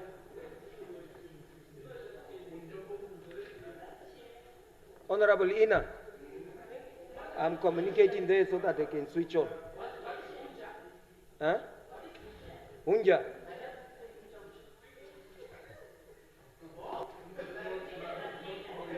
Translate. I was talking to somebody to... Let's not make issues where there are no issues, Africans. It's not a statement, it's a word. A word is allowed, not a statement. Oh, yes? Huh? Oh, my light. Yeah. Can the time go back to 15 minutes? Yeah, raise it. Whoever. Honorable Speaker, honorable members, I rise today to contribute to the general debate, which is the second reading on the land bill, a piece of legislation that stands at the crossroads of our nation's history and its future. This bill, Honorable Deputy Speaker, introduced by the Minister of Agriculture, Fisheries, Water and Land Reform, seeks to confront the enduring scars of colonial dispossession, apartheid era inequities, and the slow pace of post-independence reform. Rooted in principles of restorative justice enshrined in our Constitution, particularly Article 16, 23, and 95, it aims to redress the historical injustices that have left the majority of Namibians landless, impoverished, and marginalized. From the German colonial genocide that seized over 70% of arable land, to South African apartheid's Bantustan policies that confined black Namibians to overcrowded communal areas, our land question is not merely economic, Honorable Deputy Speaker. It is a moral imperative for national healing and national unity. I commend the bill for its bold vision in establishing mechanisms like communal land boards and the continuation of the Land Reform Advisory Commission. I also applaud the Minister for Section 16 of this particular bill, which establishes the Communal Land Development Fund, a sustainable multi-sourced funding vehicle tailored specifically to communal land. This fund builds on the repealed Communal Land Reform Act of 2002, which had a similar but far smaller fund that struggled with underfunding at less than 50 million Namibian dollars annually. By allowing parliamentary appropriations, revenues from land rights, investments, and even approved donations and grants, Section 16 creates a flexible yet accountable resource pool to invest in infrastructure, sustainable farming practices, and capacity building for communal residents. This is a step toward empowering the 70%, Honorable Deputy Speaker, of our population reliant on communal lands, ensuring that land reform is not just about redistribution, but about productivity and about dignity. Yet while I commend the Minister for these advances, we must confront the harsh realities of our land reform track record. Between the years 1992 and 2018, a staggering 5.1 million hectares of agricultural land was waived by the government under the willing seller, willing buyer model, while only 3 million hectares were acquired for resettlement. This disparity, Honorable Deputy Speaker, waiving nearly twice as much land as we acquired highlights how market-driven approaches have perpetuated colonial imbalances, allowing prime farmland to remain in the hands of a privileged few, while the landless majority waits in vain. Honorable members, this bill must be critiqued for its intentions. This bill must not be critiqued for its intentions, but for its gaps in addressing the systemic failures that continue to undermine restorative justice. Take, for instance, the recent revelation in August 2025 that over 30 resettlement farms in the Karas region lie idle and unoccupied. Farmers have recently expressed concerns, noting that these farms allocated to previously disadvantaged Namibians remain unproductive due to misleading promises and inadequate support. Beneficiaries arrive to find no boreholes, unreliable water sources, and dilapidated infrastructure, far from the viable farming units they were assured. Our position, Right Honorable Prime Minister, is clear. Land must be used productively to feed our nation and drive economic growth. But how can we demand productivity when the state fails to deliver the basics?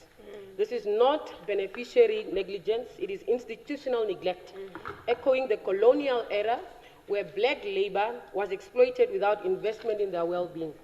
At the heart of this critique, Honorable Deputy Speaker, lies a glaring omission: the absence of a comprehensive national land audit to evaluate the successes and failures of our resettlement program.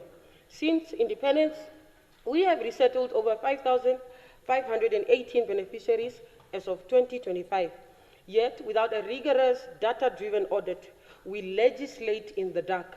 There can be no true restorative justice without meaningful data to back our decisions. How many resettled farms are thriving? How many have reverted to the state due to unsustainable models? Past attempts at audits have obviously faced opposition in this House, and the bill's silence on mandating such an audit risks repeating errors. We need empirical evidence to measure impact, address elite capture, where politically connected individuals benefit disproportionately, and ensure that land reform truly uplifts the descendants of the dispossessed and not just the few elite.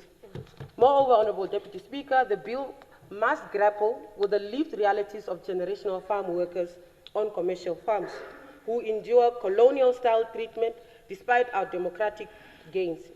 In agreement with white commercial farmers, these workers, often descendants of those displaced during colonialism, are subjected to dehumanizing controls, such as requiring permission to leave and re-enter the farm, verbal abuse, low wages, and insecure tenure, as documented in reports on farm labor conditions. This is a direct legacy of apartheid's paternalistic farm system, where black workers were treated as serfs rather than citizens. The bill's provision on labor rights and land access must be strengthened to protect these vulnerable groups, ensuring that reform extends to on-farm equity and not just redistribution. Turning to the broader socio-economic crisis, the bill offers an opportunity to stem the tide of rural to urban migration driven by a profound lack of opportunities in rural areas. Young Namibians flock to cities like Windhoek in search of jobs, only to face urban poverty and informal settlements, as bureaucratic hurdles in land allocation stifle rural entrepreneurship. The long and cumbersome processes, endless applications, delays in ratification under sections 29 and 107 of this bill, and opaque criteria discourage the youth from engaging in agriculture. To reverse this migration, we must simplify access to productive land, perhaps by introducing fast-track mechanisms for young farmers, integrating digital applications, and reducing red tape. Make land a tool for empowerment, not a barrier, but prioritize youth quotas in resettlement to harness their energy for sustainable farming and agribusiness. Another point, Honorable Deputy Speaker, that I felt is worth sharing is the bill's insufficient emphasis on gender equity in land rights. It is no secret, Right Honorable Prime Minister, the women who form the backbone of rural economies, managing 60% to 80% of smallholder farming, face patriarchal barriers in communal allocations and resettlement. While Section 32 recognizes existing customary rights, it does little to challenge discriminatory traditional practices that favor male heirs. We need explicit provisions for women's co-ownership, training programs, and protections against dispossession upon widowhood. I think recently there was also an article, and perhaps a gathering of women who had unfortunately become widows and who were raising concerns around the treatment that they received once they had lost their partners, especially with regards to co-ownership of a farming unit or just a piece of land in this country. So we need to align that with Article 95G of our Constitution for affirmative action. Furthermore, in an era of climate change, the bill falls short on integrating resilience measures. Communal lands prone to drought and degradation require mandates for eco-friendly practices in Section 17's fund utilization, such as climate-smart agriculture and water harvesting. Without these, we risk perpetuating vulnerability for the very communities we seek to uplift. The bill's failure to introduce optional conversion of communal rights to freehold title deeds represents a missed opportunity for true economic empowerment and restorative justice, perpetuating colonial-era structures where communal land, home to 70, plus minus 70% Namibians, remains state-controlled and undervalued, while registration, which can be found in this bill under Section 30, 39, and 51, provides basic security addressing disputes and evictions.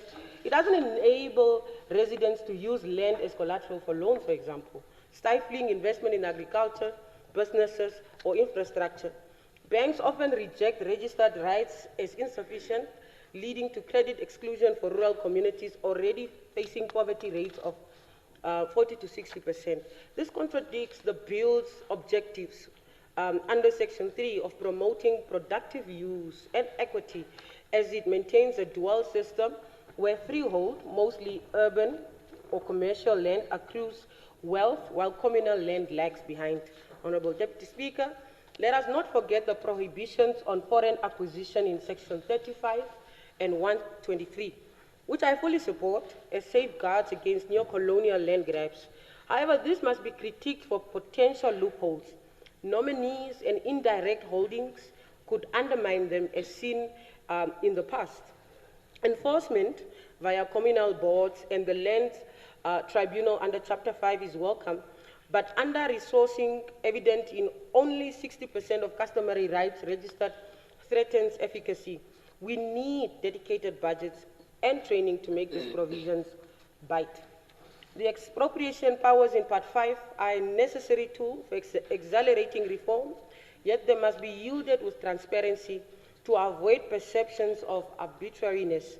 The bill's basis for compensation, Section 96, aligns with just standards, but without a land audit, how do we prioritize acquisitions?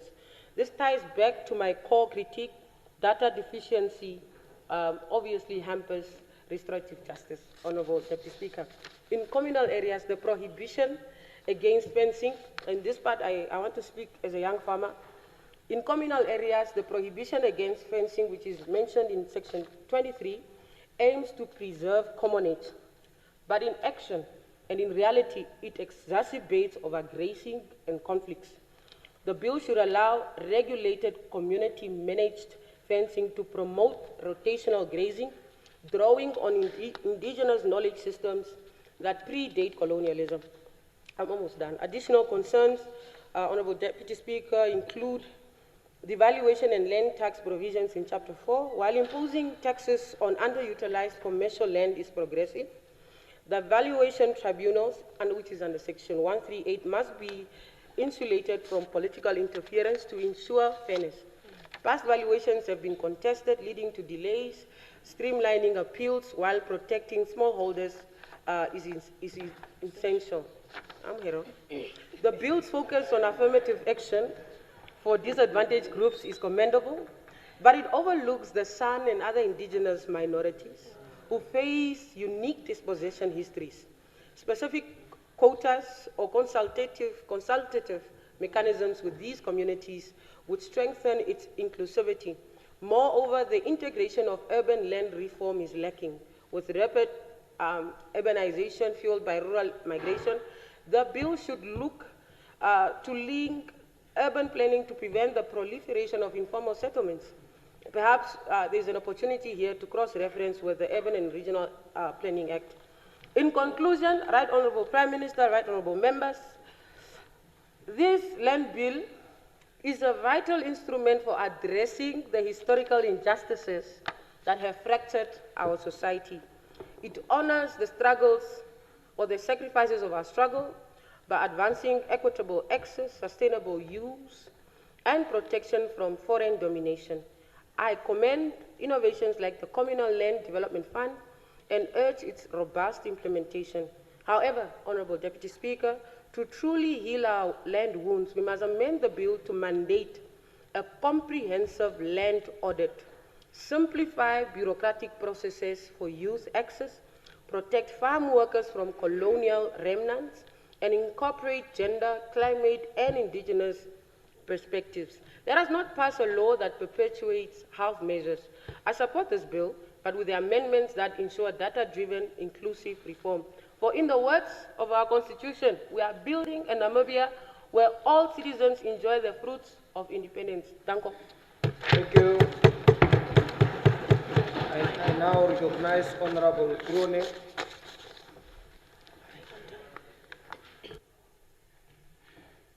Honorable Speaker. Just wait, okay, thank you. Honorable Speaker, honorable members, I rise in support of the bill. The Land Bill is a critical instrument in Namibia's effort to redress historical land injustices rooted in colonialism and apartheid, where certain tribes were forcefully dispossessed and lands were unequally distributed. The bill seeks to establish equitable land access, ensure sustainable land use, and empower disadvantaged groups, including women and youth, thereby driving socio-economic transformation aligned with the new administration's agenda and the National Development Plan 6. Its implementation is pivotal for Namibia to harness its land resources as economic enablers, particularly within the agriculture sector and rural development. The key highlights and critical analysis of the Land Bill. The historical and geopolitical context. The bill outlines the following. Redress of past injustices.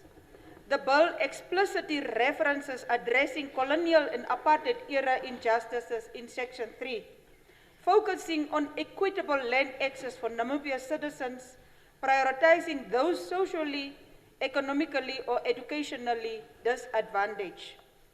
Communal land boards and traditional authorities. The establishment of communal land boards, cooperatively working with traditional authorities, reinstitutes a cultural sensitive governance model essential for land administration in communal areas in sections 4 up to 15. The prohibition of foreign land acquisition. Foreign nationals are prohibited from acquiring customary land rights or commercial agricultural land, preserving land for Namibia's citizens in Section 35 and Sections 123 up to 126. The economic enablers of this bill. The Land Reform Advisory Commission. The continuation and strengthening of this commission in Section 65 up to Section 71 provides strategic oversight and recommendations for land reform, supporting transparent and effective governance. The Land Acquisition and Development Fund.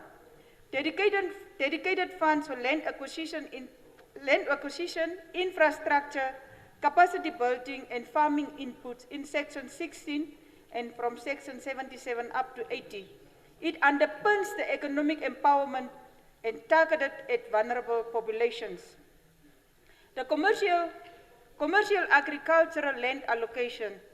There is provisions made for commercial agricultural land leasing and allotment prioritizing disadvantaged Namibians and previous beneficiaries of land reform in Sections 81 up to 122, facilitate productive land use, potentially boosting food security and employment. It supports for community-based organizations. It allows recognition and involvement of community-based organizations in Section 36, subsection 9, in land management, fostering inclusive community development. For example, organizations like WIPA, WAT, orphanage houses, etc. The important part is also the youth inclusion. Whilst the bill does not explicitly highlight the youth as a distinct demographic, several provisions will indirectly benefit the youth, which is the preference for economically and socially disadvantaged groups in Section 3, subsection C, can cover unemployed youth, The capacity building programs funded through land reform funds in Section 17 can target youth farmers and entrepreneurs. Opportunities for youth participation exist via communal land boards and resettlement committees in Section 6 and 72, offering platforms for youth services. However, the absence of explicit youth-focusing provisions or specialized programs present a potential gap given Namibia's demographic, where 70% are youth, underscoring a need for clearer youth-targeted empowerment measuring in land policy. Women empowerment is also some of the important things. The bill emphasized gender considerations. Appointment of at least 2 women on the Land Reform Advisory Committee in Section 67. Women's representation on regional resettlement committees in Section 72, subsection 2V. Recognition of inheritance rights and transfer mechanisms favoring equitable succession in Section 31, 40, and 116. The legal framework respects women's rights within customary and statutory land tenure. Yet there could be reinforcement with more robust gender-responsive programming, ensuring women's land access and capacity support in practice. The alignment with National Development Plan 6. NDP 6 emphasizes economic diversification, youth empowerment, inclusive growth, and sustainable resource management. The Land Bill supports this through legal mechanisms for equitable land distribution, sustainable agriculture, capacity building, and institutional structures for land governance, key for agricultural productivity and rural development. The bill also focuses on land for citizens, disadvantaged groups, and community organizations, correlates with NDP 6 social equity objectives. Nevertheless, the bill could be stronger in explicitly targeting youth integration into land reform initiatives and enhancing entrepreneurial opportunities for women to leverage Namibia's demographic dividend effectively. The gaps and suggestions for improvement on this bill is youth-centric provisions. It must introduce dedicated sections or clauses creating youth quotas in communal land allocations, subsidizes or leasing programs. It must also incorporate youth entrepreneurship support within land reform funds to enable agribusiness startups. They must establish youth engagement frameworks within land boards and committees for decision-making roles, or a seat on the advisory commission and regional committees. Enhancing women land rights. It must mandate specific gender quotas in all land governance structures beyond advisory commissions and committees. Create gender-responsive land training and financial access programs. Provide legal and social support mechanisms to protect women land inheritance and property rights, especially in rural areas. Institutional capacity and transparency. It must strengthen anti-corruption oversight mechanisms within communal land boards and land administration to safeguard equitable access. Simplify land application procedures to increase access to marginalized groups, including youth and women. It must also encourage public reporting and transparency on land allocation and disputes resolution. The best practices, it must also make use of the best practices from international contexts, which is to adopt inclusive co-management models seen in countries like Rwanda and Ghana, where youth and women are actively part of land governance. Establish land banks and microfinance schemes specifically targeting youth entrepreneurs. Embedded environmental and climate resilience criteria into land use and allocation to safeguard long-term sustainability. Honorable Speaker, honorable members, in conclusion, the Land Bill represents a decisive step toward rectifying Namibia's colonial land legacy and enabling social economic transformation through equitable land access and sustainable management. It aligns with the country's development agenda and constitutional mandates, supporting communal rights, and commercial agricultural development. Nevertheless, the bill should be refined to explicitly empower Namibia's significant youth population and enhance gender equity, reflecting the progressive gender landscape of the current administration. Careful implementation, accompanied by capacity building and transparency, will facilitate Namibia's goals of inclusive growth, harnessing its demographic dividend, and sustaining its natural resources for future generations. This legal framework with target amendments could serve as a foundational pillar for Namibia's inclusive, prosperous, and just future. And I thank you. Thank you. I now recognize Honorable Hangula. Thank you very much, Honorable Deputy Speaker. Honorable members, I'm sure you will agree with me that this is a very important bill that cannot be rushed into. So for that purpose, I move to postpone the debate on this bill to Tuesday, the 28th of October. Thank I you. so submit. Thank you. Before we go there, I see Honorable Jonas.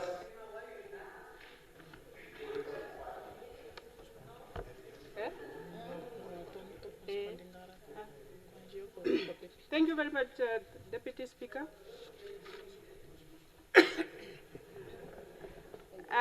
I'm speaking today to give my thoughts on this very important land bill. First, I want to thank the Honourable Minister of Agriculture, Land and Fishery for bringing this bill to us. We have needed it for a long time. Honourable Deputy Speaker, this law is a big chance to fix the old land problems that have been in Namibia since independence. In the past, our land was taken unfairly. This created a system where a few people own most of the land, leaving many Namibians without land and economical opportunities. We must use this moment to create a land reform that is fair and makes good economic sense. Honourable Deputy Speaker, our SWAPO party promised the Namibian people through, I know you are allergic, but let me talk. Yes, yes. Hello. I will repeat, Honourable Deputy Speaker, our SWAPO party promised the Namibian people through the party manifesto that the party will continue to implement the recommendation of the Second Land Conference recommendation and also accelerate the implementation of the land bill. It's in the manifesto. Go and read it. Table office. This bill is keeping our SWAPO party promise to the Namibian people. It works to put the idea from the Second Land Conference into action, especially about helping people in a communal area with bankable land, as was stated by Honourable Amtse and Honourable Ipumbu last week. That said, Honourable Deputy Speaker, the Namibian workers through the NUNW gave a position paper to the Second Land Conference held in 2018. The position paper talked about several important points. I'm happy to see some of the ideas in this bill. But I also want to point out some concern at the later stage that we still think or need to talk about as we debate. The bill has many other good parts that will help Namibian workers and support economic justice. And I'm going to highlight about 3 of them. The first one is section 123 to 127, which is dealing with foreign ownership. This will stop people from other countries from buying our farming land. This is important to protect our land for Namibians and stop prices from going too high. The second one is have to do with government getting first chances to buy under section 83 and as well as 83 to 87. This gives the government the first option to buy farmland when it's sold. This is a practical tool to help redistribute land more quickly than the old willing buyer and willing seller method. The third one is the issue have to do with communal land development fund under section 16 to 19. This creates a fund of money to help develop communal areas. If managed well, It can pay for things like farming infrastructure, training, and support for smaller farmers like Meme Crescentia, a 70 years old lady from Siuru. Listen to this one. From Siuru village in Kavango East, who own a garden at the back of Kavango River, who is in need of a garden infrastructure to expand her garden project in order to reduce poverty in her household and as well as in the surrounding of Siuru village. Honorable Deputy Speaker, let me highlight one critical issue which is missing in this bill, and that is there is no seat for workers at the table. The bill's biggest problem is that it does not include workers in the group or platforms that will make important decisions on their behalf. The bill creates important committees like the Communal Land Board and the Land Reform Advisory Commission, but it does not guarantee that any member of this group will represent workers. This means the voice of farm laborers and other workers might be ignored when decided who gets land and who is managing it. Without workers at the table, we risk repeating the same old power imbalance. Honorable Deputy Speaker, as I conclude, I would like to propose some amendments to this bill. The first one, Section 4 to 6, that is Communal Land Board. And I therefore propose that we make an amendment whereby we include at least 2 representatives for workers, and one of them must specifically speak for the farm workers, especially those who normally dump in corridors. They must have a full vote on all this decision. And then I also propose an amendment at Section 65 and as well as Section 67, that is Land Reform Advisory Commission, the same thing, to include representative of workers with full voting rights. I also propose that a new section must be compiled, whereby you copy and paste Section 74, which is dealing with prohibition of publication of disclose of information into the part of Communal Land Board, Section 4, just after Section 11, so that you also deal with consistency in application of the bill. Deputy Speaker, I also propose that we do amendment on the definition of a child under Section 1. The bill should not treat children born in a marriage different from those born outside of marriage. A child should be defined simply as a biological child, an adopted child, or a child under guardianship. So, Honorable Deputy Speaker, as I conclude, I fully support the main goals of this land bill. It aims to fix one of the worst problems from our history, but I strongly ask the National Assembly to accept the changes I have proposed, making sure that workers workers have a direct voice. It's not a small detail. It's essential to make sure this land reform truly helps the people who have been left out for so long. Let us pass a bill that is not just good in theory, but is also fair and just in how it actually works. I so submit, Deputy Speaker.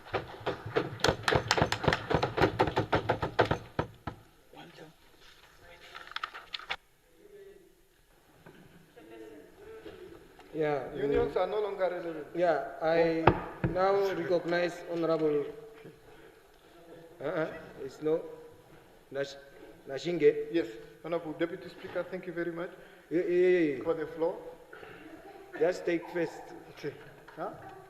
Sit first. Last week, where did we end, me and you? Last week, where did we end, me and you? Yeah, I'm postponing. No. That's why I stood up.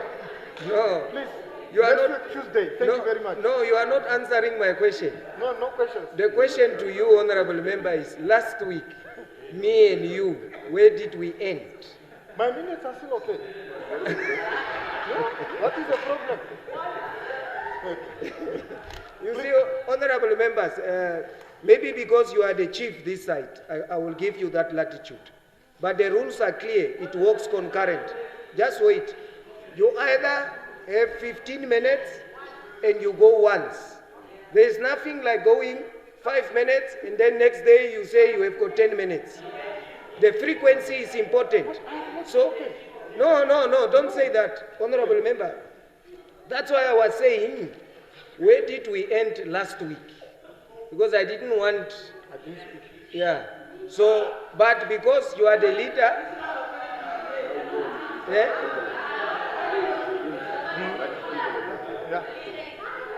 no. Are you done, Speaker? Yes, I'm done. No, thank you very much. I don't want to eat up my minutes. I'm postponing to Tuesday, the 14th. Thank you. Okay. Let me give, I will deal with that one at the end. Honorable Karupu. 15 minutes. Thank you very much, Honorable Deputy Speaker, honorable members. I beg your indulgence to postpone the debate to tomorrow. Thank you very much. Okay, thank you. Any other contribution? Okay, now we have, that one stands adjourned until tomorrow. The secretary will now read, where is it now, third or fourth? Fourth. Oh, the fourth order of the day. It's not here. No. Second reading, Regional Council's Amendment Bill. Thank you. When the Assembly adjourned on Wednesday, the 2nd of July 2025, the question before the Assembly was a motion by the Minister of Urban and Rural Development that the bill be read the second time.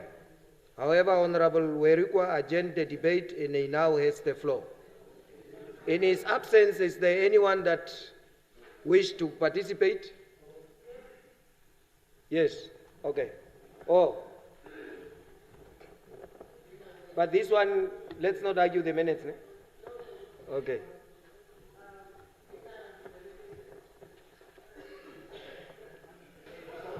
Those delegation things only work in SWAP or maybe, not here. Right?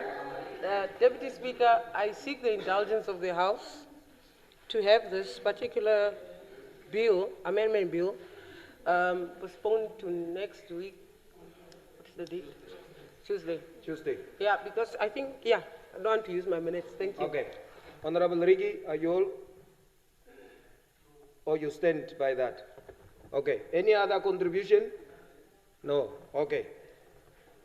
That stands postponed under the name of Honorable Hengari for next week, Tuesday. The Secretary will now read the fifth order of the day. Resumption of debate to provide direction on the Anti-Corruption Commission and the appointment of its Director General and the Deputy Director General, among others. When the Assembly adjourned on Wednesday, the 1st of October, 2025, the question before the Assembly was a motion by Honorable Kambala that the motion be referred to a relevant committee for thorough investigation and make recommendations to the House. However, Honorable Ihemba adjourned the debate and he now has the floor.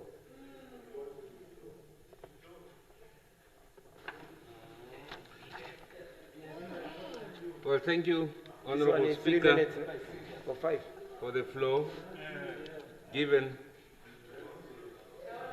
Honorable Speaker, honorable members, the debate on Anti-Corruption Commission's performance or direction has been postponed long enough.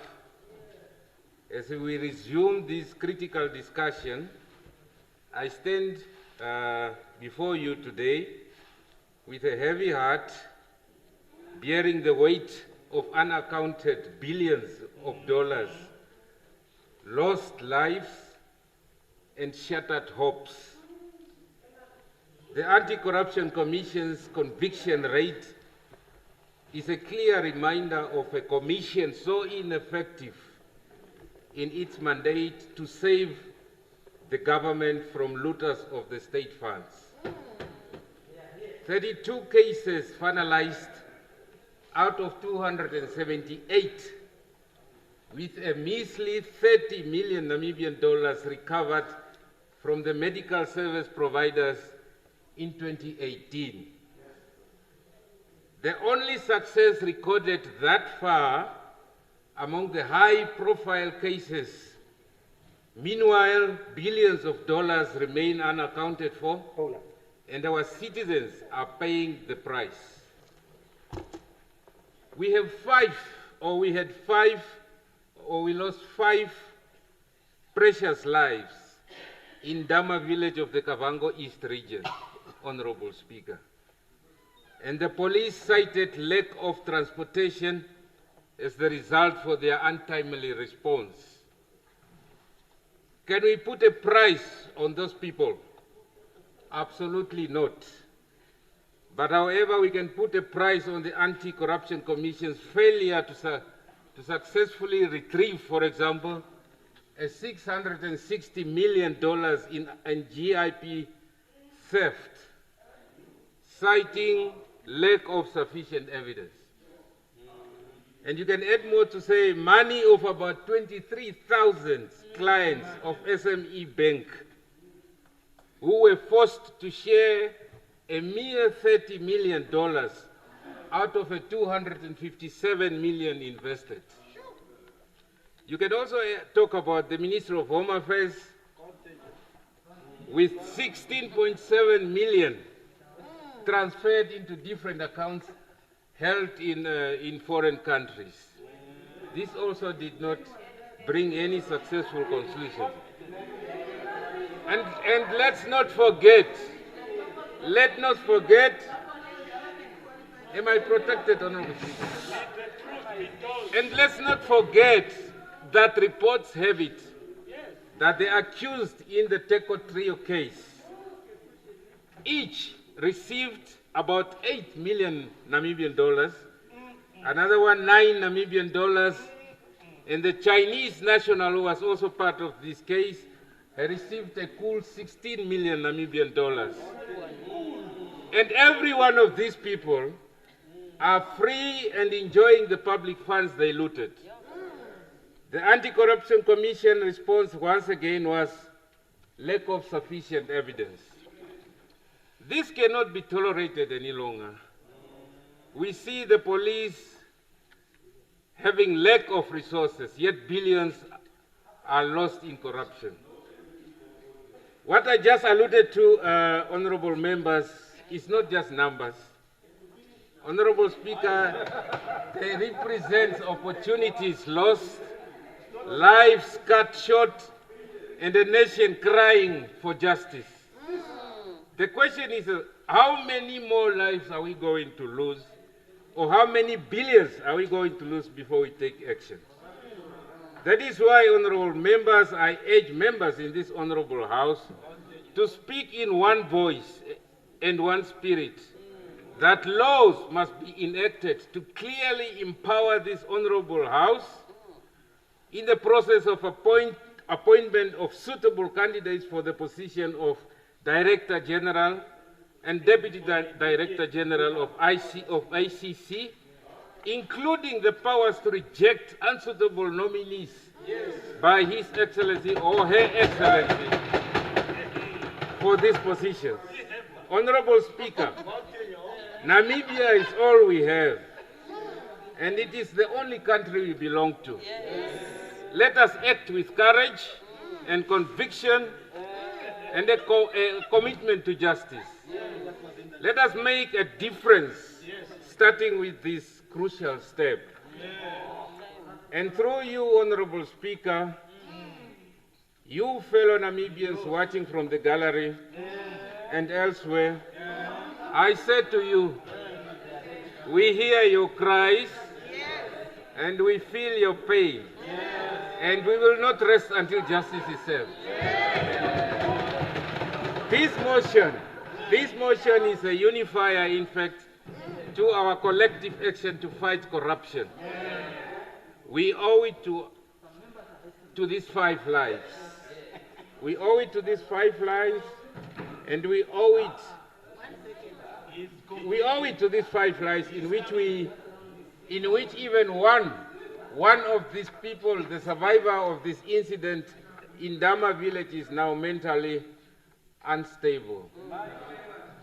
Who could have contributed? Thank you, Honorable Speaker. But I urge you, members, and I thank you,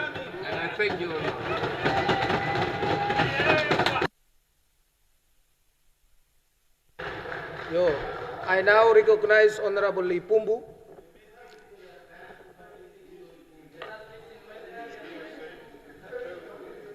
Thank you very much, Honorable Deputy Speaker.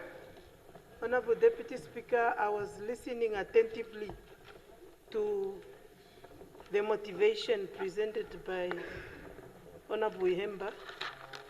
And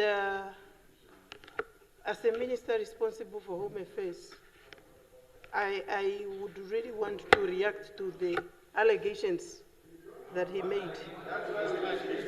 The allegations let's hear the honorable member out before we take.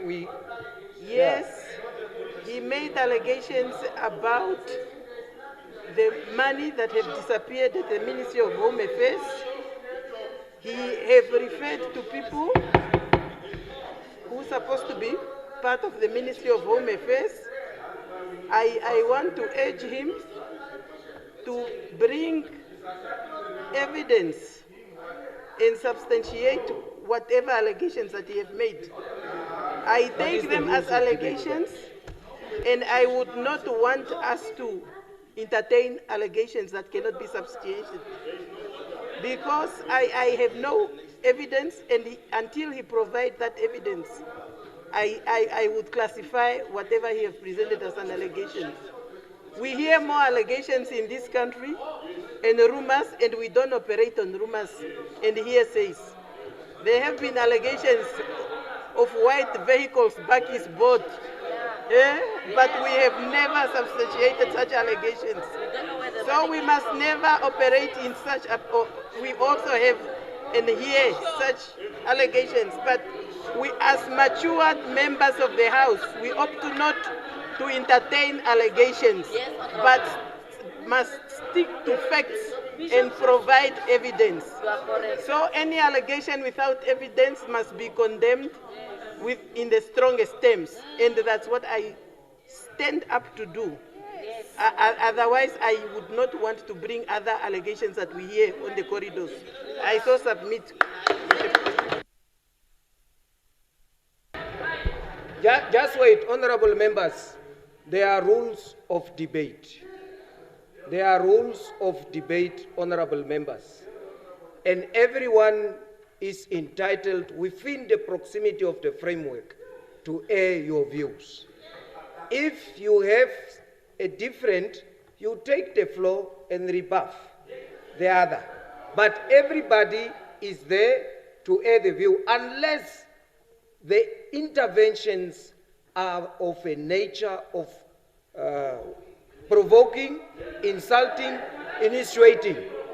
Now, just wait, honorable members, and I'm sure we need now to get together and to say, that's why I don't want to stop point of orders, because you know point of orders is for a procedural matter. And I kept quiet the entire session. Honorable members, one is on the floor, I stop Honorable Samupwa. Then my chief whip just passed, there was somebody on the floor. This side also it happened. No, that is the procedural point of order you should raise. Because when a member is, no, it's not IGA Grid 92. So, and therefore, no, it's about procedural matters that you raise point of order. Okay. Thank you. I now recognize Honorable Will you do it 2 minutes, Honorable Emmanuel?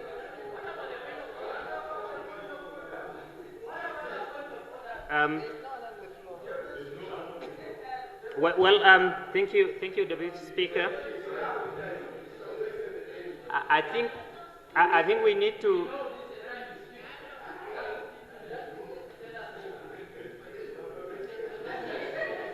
Honorable members, the member has got the floor. Please, let's.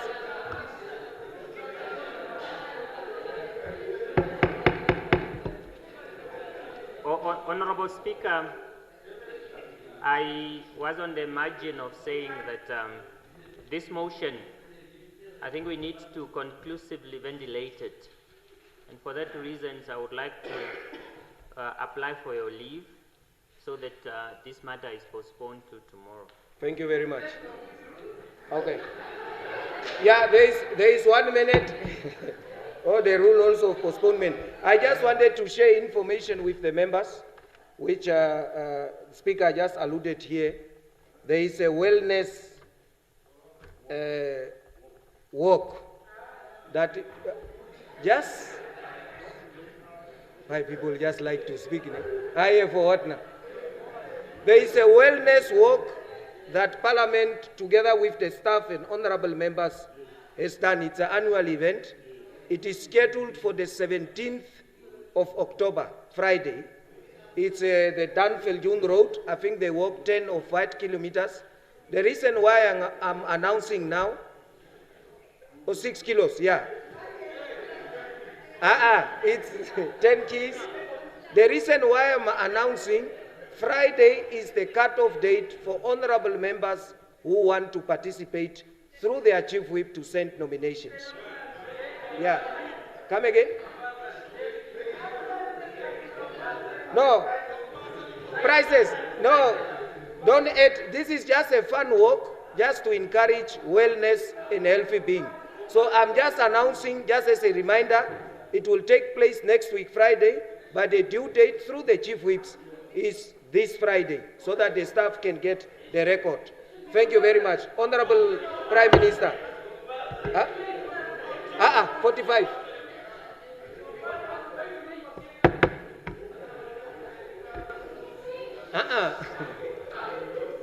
Honorable Deputy Speaker, congratulations in advance for the workers. Compulsory work.